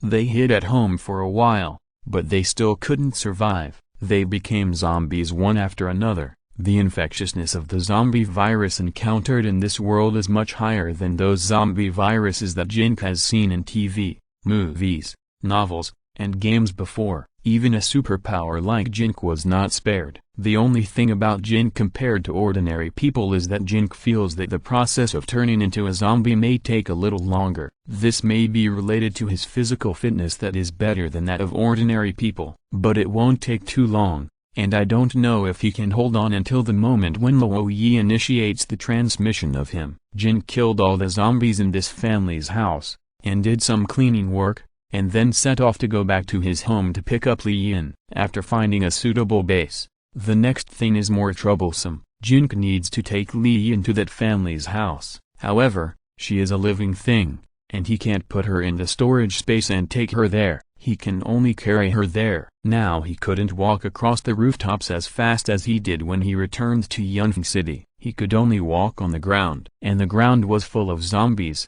The only way was to clean up the zombies nearby on the way back, and then put on the exoskeleton and walk through this road as quickly as possible with the help of the exoskeleton. After making a plan, Jin Ke started to act. Chapter 500 Exit the game. Fortunately, the future technology exoskeleton has an automatic correction function. Jin Ke's staggering walk may cause him to fall at any time, but the exoskeleton can automatically help him stabilize his body. On the way back, Jin Ke used green mist to kill a large number of zombies along the way, but his head became more and more dizzy, and he wanted to lie down and take a nap. However, he knew very well that once he fell asleep, he might never wake up again. When he walked back to the door of his unit building, Jin Ke even began to be dazed. The zombie virus was fighting with his soul for control of his body. His soul was so powerful that it even helped him survive the darkness of the night outside the base, but it could not stop these zombie viruses. What a big joke. Finally, Jin Ke returned to his home with great difficulty. After a death charge, Jin Ke returned to his home. Standing in the living room of his own home, Jin Ke suddenly felt that something was wrong. He heard the sound of eating. Fuck. Jin Ke cursed, put away his exoskeleton, and rushed to the bedroom with all his strength. The scene he saw when he entered the bedroom made Jin Ke's heart suddenly cold. Two zombies broke into the room through the window and were eating Li Yin on the bed. The sound of Jin Ke's footsteps only made them stop temporarily, look over here, and then continue their eating. Li Yin's small body didn't have much left. She was on guard against everything,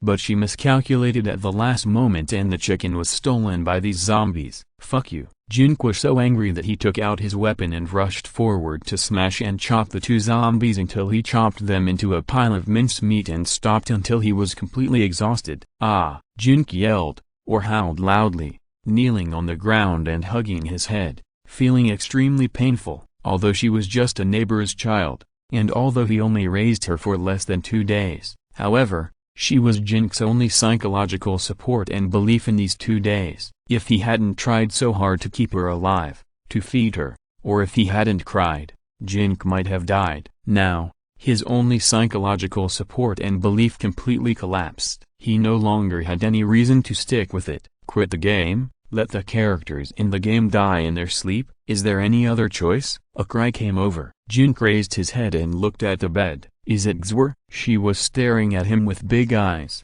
How could Xue'er be here? Impossible. All this is fake. At a certain moment, Jin Ke suddenly seemed to realize something. His mind was startled, and the whole person suddenly woke up. His body was still in the exoskeleton, standing in front of his own door. He actually fell asleep in the exoskeleton. In the room, the cry of a baby was faintly heard. Jin Ke quickly teleported into the house, put away the exoskeleton and rushed into his room. Li Yin woke up on the bed, and the cry came from her. She must be hungry. She was not eaten by zombies. Everything that happened just now was just a dream of Jin Ke. Jin Ke was too tired. He returned to his house and fell asleep outside his house. He had a dream. Jin Ke quickly made milk powder for Li Yin and fed her. The next step was to find a way to send her to the safe place he found. But now Jin Ke had even less confidence in sending her there safely. He could actually fall asleep in the exoskeleton. What if he fell asleep while transporting her? Wouldn't she fall into the hands of zombies? What should he do? But Jin Ke didn't dare to hesitate any longer. The more he hesitated, the worse his condition would be, and the more dangerous she would be. If he dragged it on, he would even lose the ability to send her there. Although Jin Ke was not sure whether he could save her by doing this, and he didn't know what the point of doing this was, the world was destroyed, and he would die or leave sooner or later. How could she, a baby, survive alone? But one thing was certain: in order to keep her alive, he would try to stay awake. If he lost this belief, Jin Ke felt that he would soon become a walking corpse. After making the decision, Jin Ke carried Li Yin out of the door. In order to prevent himself from falling asleep, Jin Ke bit his tongue and lips from time to time, letting the stinging remind himself to stay awake at all times. When a person wants to sleep, it is difficult and painful to stay awake. Jin Ke even almost couldn't feel the pain when biting his lips and tongue. I don't know if it was because the virus paralyzed his body nerves, or he was too sleepy. For a moment, Jin Ke almost fell asleep, or he really fell asleep. When he woke up again, several zombies who wandered from nowhere were rushing towards him, staring greedily at the baby in his arms. Go to hell. Jin Ke cursed, killed the approaching zombies with several skills, and then cheered up and continued to rush to the safe point he found. Jin Ke finally came to the safe point with Li Yin in his arms. However, he heard the howling of zombies, and the crying of Li Yin in his arms. Jin Ke was startled and woke up again. He found himself standing downstairs of the safe point, holding Li Yin and falling asleep. A zombie had already approached him and was stretching out its claws to grab Li Yin in his arms. Jin Ke was shocked and quickly freed one hand to take out the weapon and kill the zombie instantly. There were more and more viruses in his body, and his body was about to be taken over by the virus. He had to hurry. Finally, Jin Ke entered the safe point again with Li Yin in his arms. Am I awake? Am I not dreaming? Why don't I feel pain when I bite my tongue? I must still be dreaming. Wake up, wake up, Jin Ke yelled. He put Li Yin in the crib, then pinched himself with his hands, slapped himself, and even banged his head against the wall. It seems that I have really entered the safe point this time. Jin covered his head, which was more dizzy than before, and thought hard. Try to quit the game. If he was dreaming,